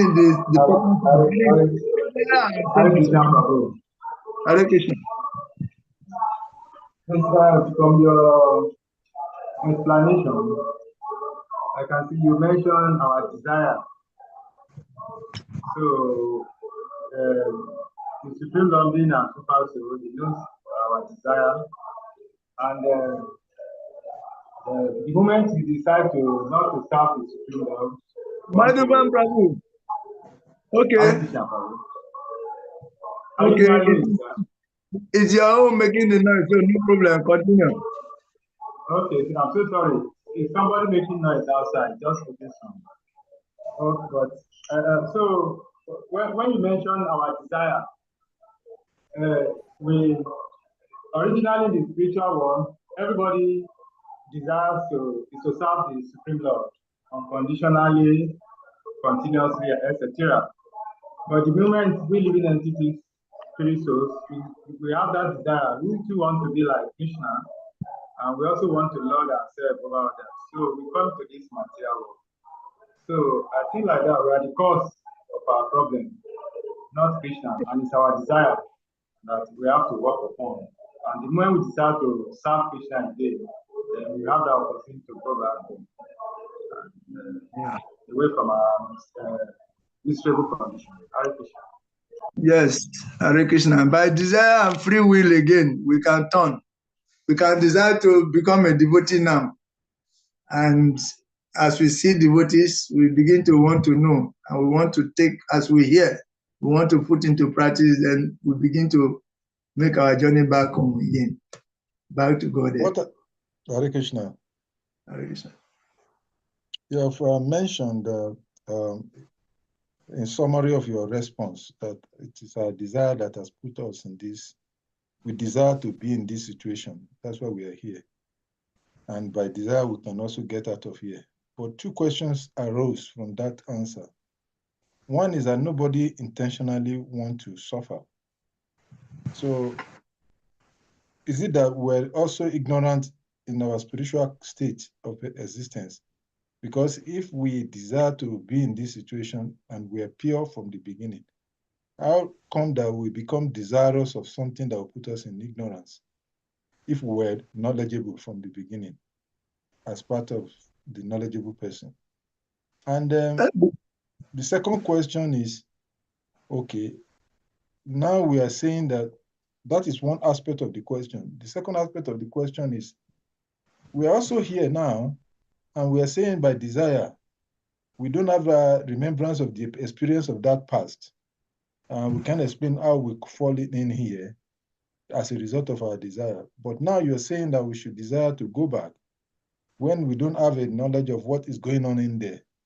And sometimes we see those who are supposedly living this life of Krishna consciousness in our times, still sometimes also suffers. So how do we get convinced that by taking this process of desire that you are suggesting, we will stop the suffering process? Someone just called me today, and then these questions are arising from a conversation with him, so I want clarification. So 2 questions. I hope you get the 2 questions. Yeah. Okay.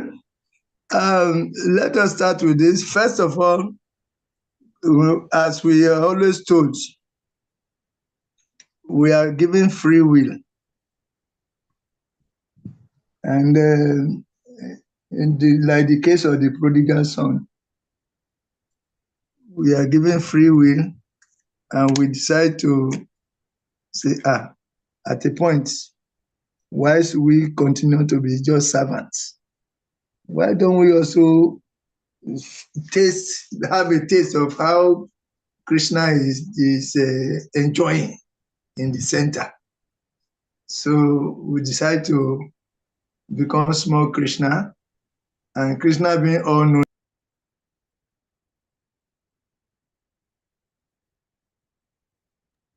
Hare Krishna, Prabhuji, you are muted.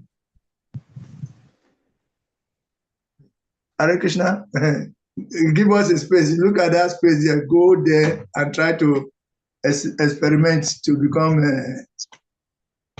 God also, small God. So when we got there, we tried to become gods, but it was not as we thought.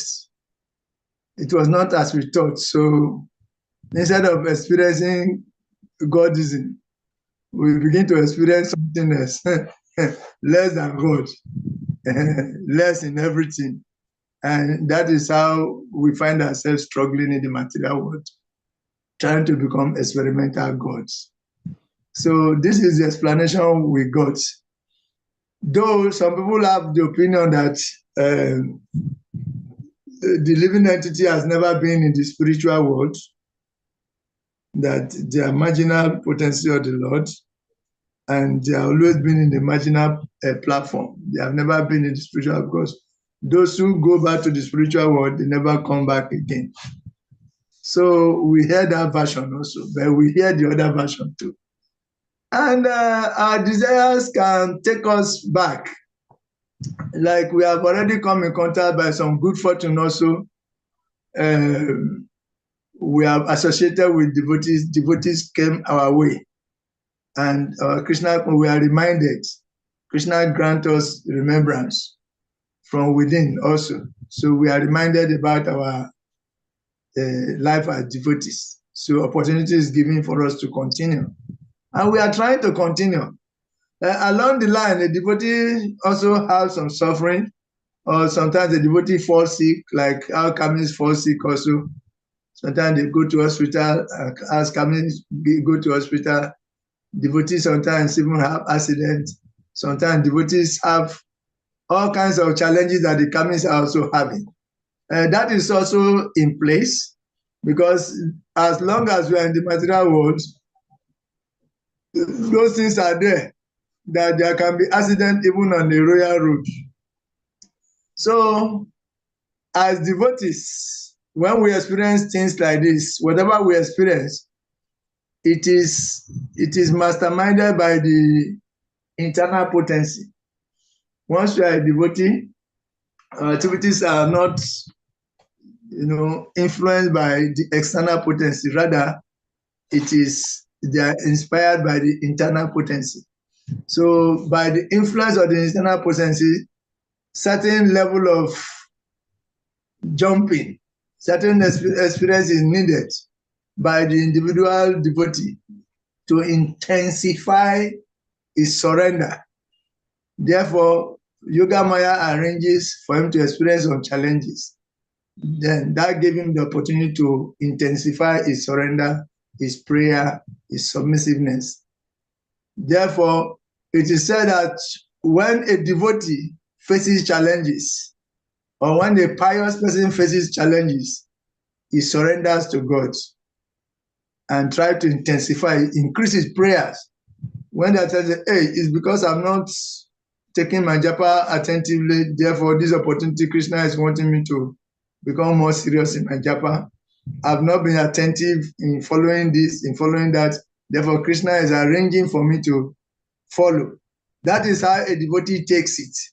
A devotee receives challenges with gratitude that this opportunity Krishna is giving for him to intensify his devotion.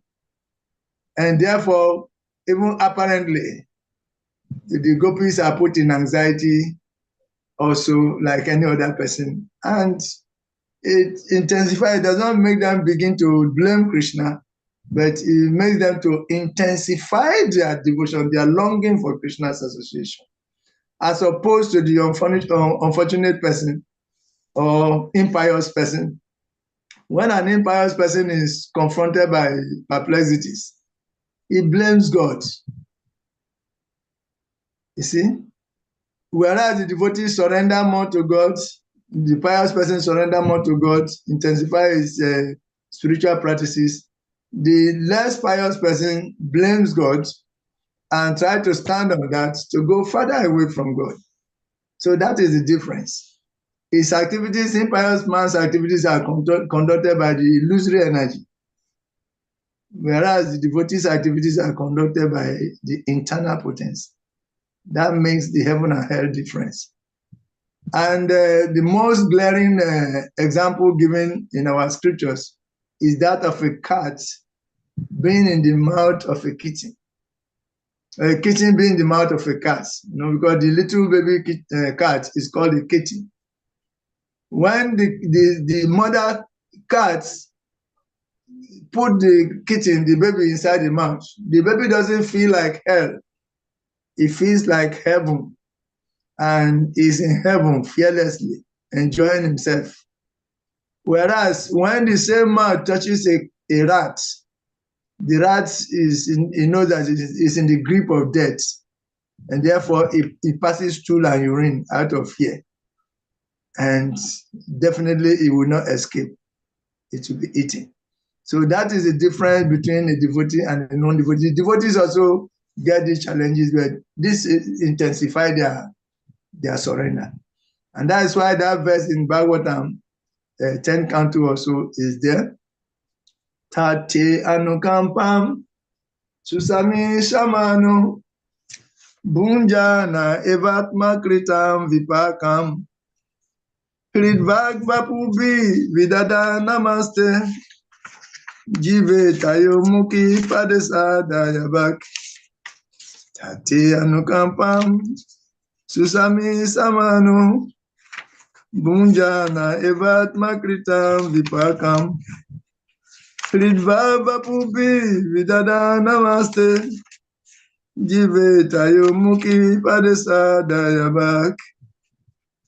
So, like that, when a devotee is confronted by challenging situations, he simply surrenders more, and one who is able to maintain that posture, so the kingdom of God is his rightful inheritance. Rightful inheritance. The kingdom of God becomes his rightful inheritance. So this is much I can say about that. So let's remain devotees. If somebody want to add something to it, you are free to do so. Hare Krishna Prabhu. Wait, let me read the translation of that verse. My dear Lord, one who earnestly wait for you to bestow your costless mercy upon him, all the while patiently suffering the reactions of the past misdeeds and offering you respectful obeisances with his heart, words, and body, is surely eligible for liberation, for it has become his rightful claim. Hare Krishna. Yeah, Madhavan Prabhu. Hare Krishna Prabhuji. Hare Krishna. I think we have that tendency to want to say that we have no fault, and then trying to put the blame all on Krishna. Why is Krishna allowing this? Why that? But I think Jesus also cautioned us. He said that if we say we have no sin, that we deceive ourselves, and then that the truth is not enough. So we should be, I think that should caution us when we almost think that right. So all the evidence in this material was due to one fault or the other, and we should be conscious that it's our fault, and then like Prabhu mentioned, as a devotee, we see how to intensify our devotion in order to mitigate. Okay. Thank you very much. Thank you very much. I think we should continue reading. God want to reach out to 19, if possible. Okay, we have just a few minutes more, so let us read the next verse. Jyoti Swarup Prabhu, read the next verse. Hare Krishna. Hare Krishna. Please, Prabhuji, can I have the verse? I'm not with my Bhagavatam, so I think I just accept that. There's 8. Okay. There's 8. Okay. Yeah, okay. Akshiptam tendriya srinam satinam cha mayaya raho charitaya lapeya shishunam kalabhashinam. Translation: He gives heart and senses to a woman who falsely charm him with. He enjoys solitary embraces and talking with her, and he is enchanted by the sweet word of the small children. Purport: Family life within a kingdom of illusory energy, Maya, is just like a prison for the eternal living entity. In prison, a prisoner is shackled by iron chains and iron bars. Similarly, a conditioned soul is shackled by the charming beauty of a woman, by her solitary embraces and talks of so called love, and by the sweet word of his small children. Thus, he forget his real identity. In these verses, the word Shritanam, Astinam, Asattinam indicates that womanly love is just to agitate the mind of man. Actually, in the material world, there is no love. Both the woman and the man are interested in their sense gratification. For sense gratification, a woman creates an illusory love, and the man becomes enchanted by the such false love and forget his real duty. When there are children as the result of such combination, the next attraction is to the sweet words of the children, the love of the woman at the home, and the talk of the children make one secure prisoner, and thus he cannot leave his home. Such a prison is termed in Vedic language Agrahmedhi, when which means one whose center of the attraction is home. Grihastha refers to one who lives with the family, wife and children, but whose real purpose of living is to develop Krishna consciousness. One is therefore advised to become a Grihastha and not a Grahmedi. The Grihastha's concern is to get out of the family life created by the illusion and enter into the real family life with Krishna. Whereas the Grahamedi's business is to repeatedly chain himself to so called family life in one life after another and perpetually remain in the darkness of Maya. Hare Krishna. Hare Krishna. It is self-explanatory enough. This is the difference between a Grihastha and a Griyamedi. You see, we are not talking about household life as something undesirable, but a Krishna conscious household life is desirable, whereas a non-Krishna conscious household life is undesirable. This is what the Papa is saying. And this is corroborated by Lord Brahma as the verse I quoted, 10:14:36. That my dear Lord Krishna, until people become your devotees, their material attachments and desires remain thieves, their homes remain prisons, and their affectionate feelings for their family members remain foot shackles. So this is in line. It's talking in the same line because these are representatives of Krishna, and Krishna's message is one, and they are repeating the same message very, very clearly. We should not become Griyamedis, we should become Grihasthas. Let Krishna be in the center. Hare Krishna. If that is agreed, and the language is so clear, then we move to the next verse. And let Rasavan Prabhu read the next verse for us.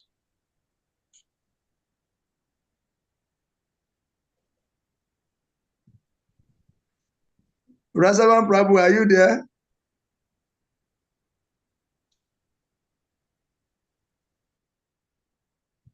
time around.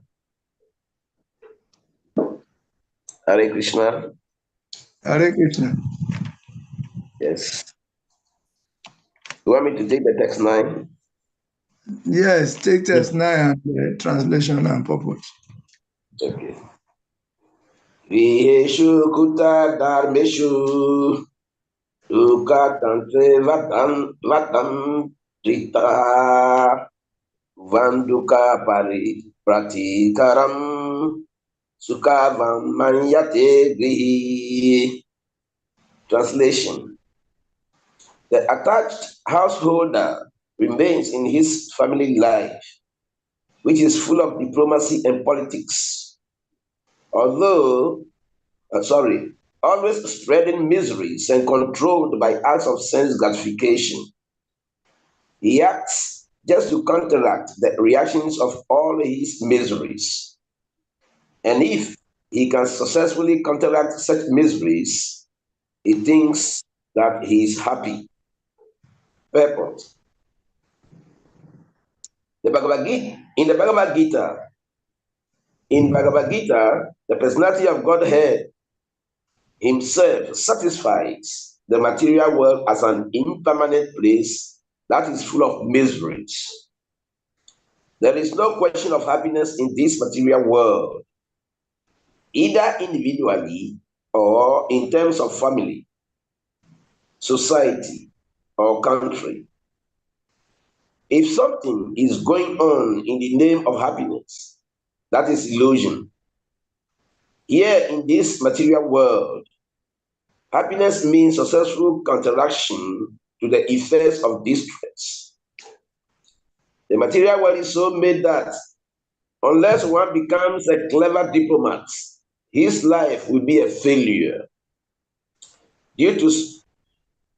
Not to speak of human society, even the society of lower animals, the birds and bees, cleverly manages its bodily demands of eating, sleeping, and mating. Human society competes nationally or individually, and in the attempt to be successful, the entire human society becomes full of diplomacy.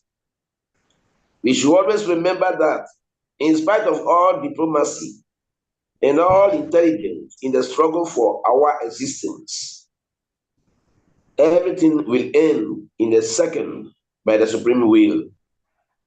Therefore, all our attempts to become happy in this material world are simply a delusion offered by Maya. Hare Krishna. Hare Krishna. Any question on this? Because that is it. The word of diplomacy, lying and lying and lying and lying, just to make ends meet, just to gather money to take care of families. This one tell this lie, this one tell that lie. It's full of diplomacy. The whole world. So in such a situation, in the end, we are seeing it. What will happen is lamentation. Oh, I shouldn't have done this. I didn't do what I should have done.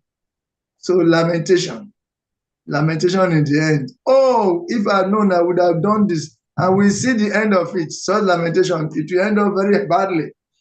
Because at the time of death, a man will experience it.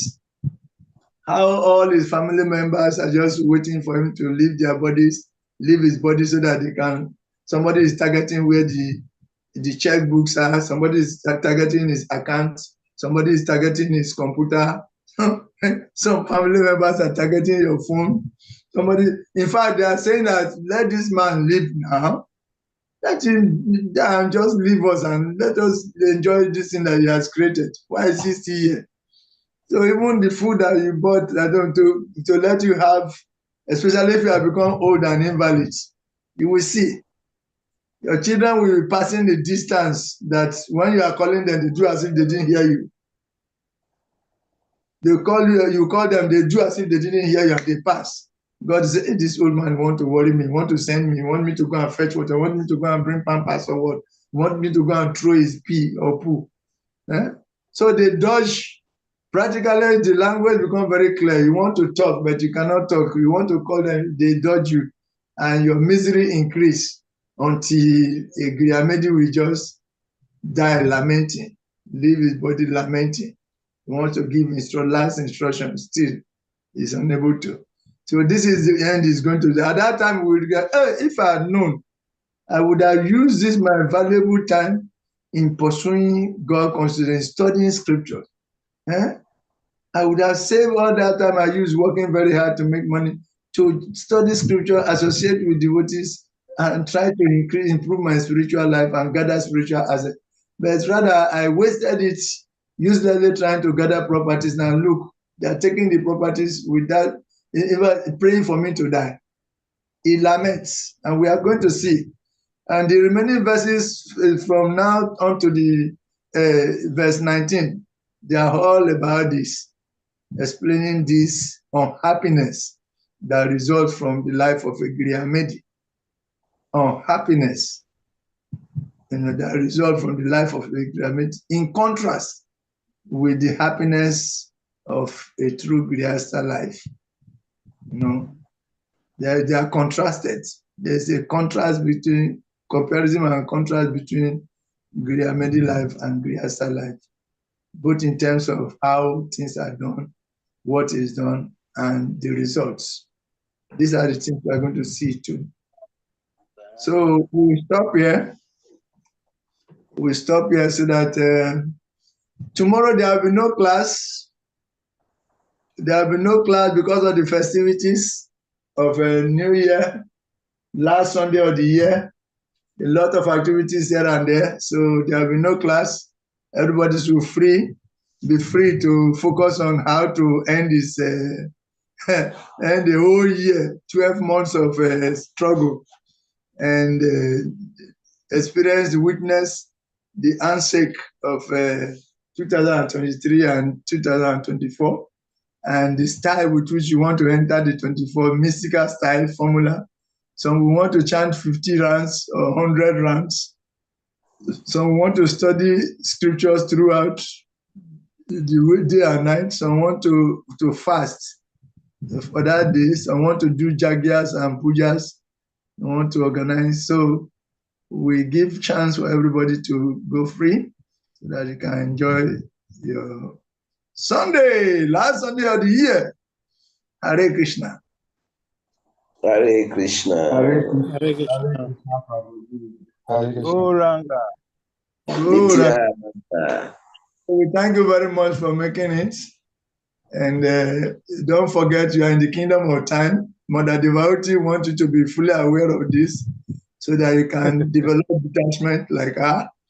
And that last local, I wanted to utilize it, but I'm going to utilize it next time. But there's a sloka that is very relevant. Detachment you can develop automatically when you do devotional service, pure devotional service. That is the formula. And that is the pure devotional service that devotee wanted Kapila to give to her, and is now building up to that.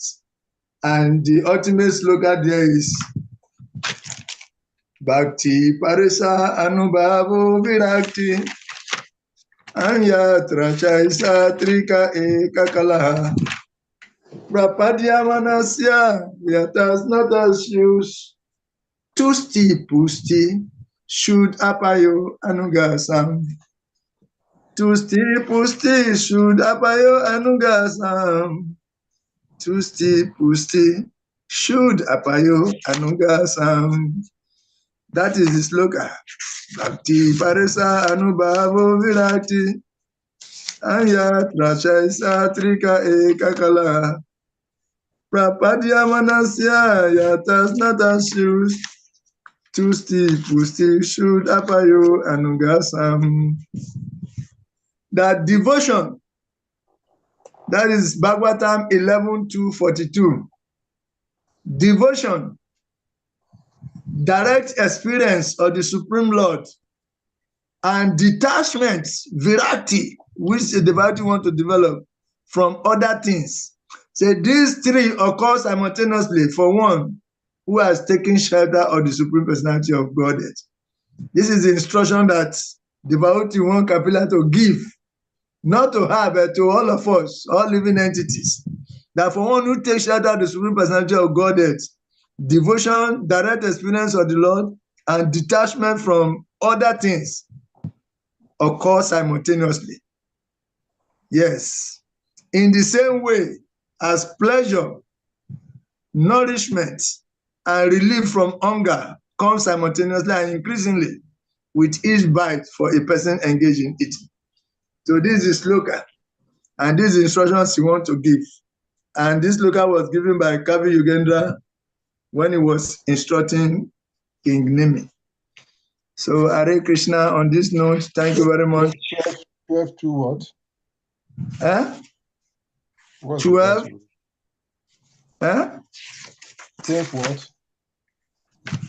Where was 11, it? Canto 11 to 42. Yes. Okay. 11 to 42. 11 to 42. Bhakti parisa anubhavo virakti anya trasha isatrika ekakala prapadya manasya yatas natas yus tusti pusti shud apayo anugasam. That is the sloka. And this is where Mother Devotee wants us to arrive. But she's very merciful that she doesn't want to go there. She already knows. But she wants all of us to be aware of this, that we are to develop detachment by knowing about the devastating effect of time, and we should surrender to Krishna and don't remain Griyamedis, they become Griyastas, and we can gradually go Hare Krishna. Thank you very much. All glories is confounder chairs like AC Bhakti Vedanta Swami Prabhupada Ki Jai. Yeah. Thank you. Thank you. Thank you. Thank you very much. See you tomorrow. Go Ranga. Go Ranga. Hare Krishna. Please start memorizing your slokas. Because this particular unit, so many things will take place. In fact, for your information, there will be seminar presentations as we go along. We are going to select dates for individuals. You can identify a particular area that captures your attention from what we have studied, from Canto 1 to Canto 3. You should create a seminar, select a particular test, create a seminar around it, and prepare your seminar materials. And they will be choosing individuals. Each and every individual will present maybe 2 seminars in a day. That's how we are going to do it. So start preparing yourself for that. Then the slokas, we have many slokas to cover, and people have not given slokas yet. And there are long slokas also, short ones too. Do yourself good by going to start memorizing your slokas also. We have to finish hard. Then until those who have hanging essays, carryover essays, they should also start writing, because until we clear all this, we are not going to go into Bhakti Vaibhava Module 2. Before we go into Module 2, we must clear all this. We must clear all your slokas, all your essays, all your exams, all your, whatever, including course fee. Those who have not finished paying, they should start to pay. I don't know what you are waiting for. You want your managers and lecturers to leave their bodies before you pay? Oh, clever ones, pay now so that let them also enjoy something. Hare Krishna. Go Ranga. You can make their management easy for them when you pay. I know you are not working. Hare Krishna. Hare Bo. See you tomorrow. Prabhupada ki jai. Yeah.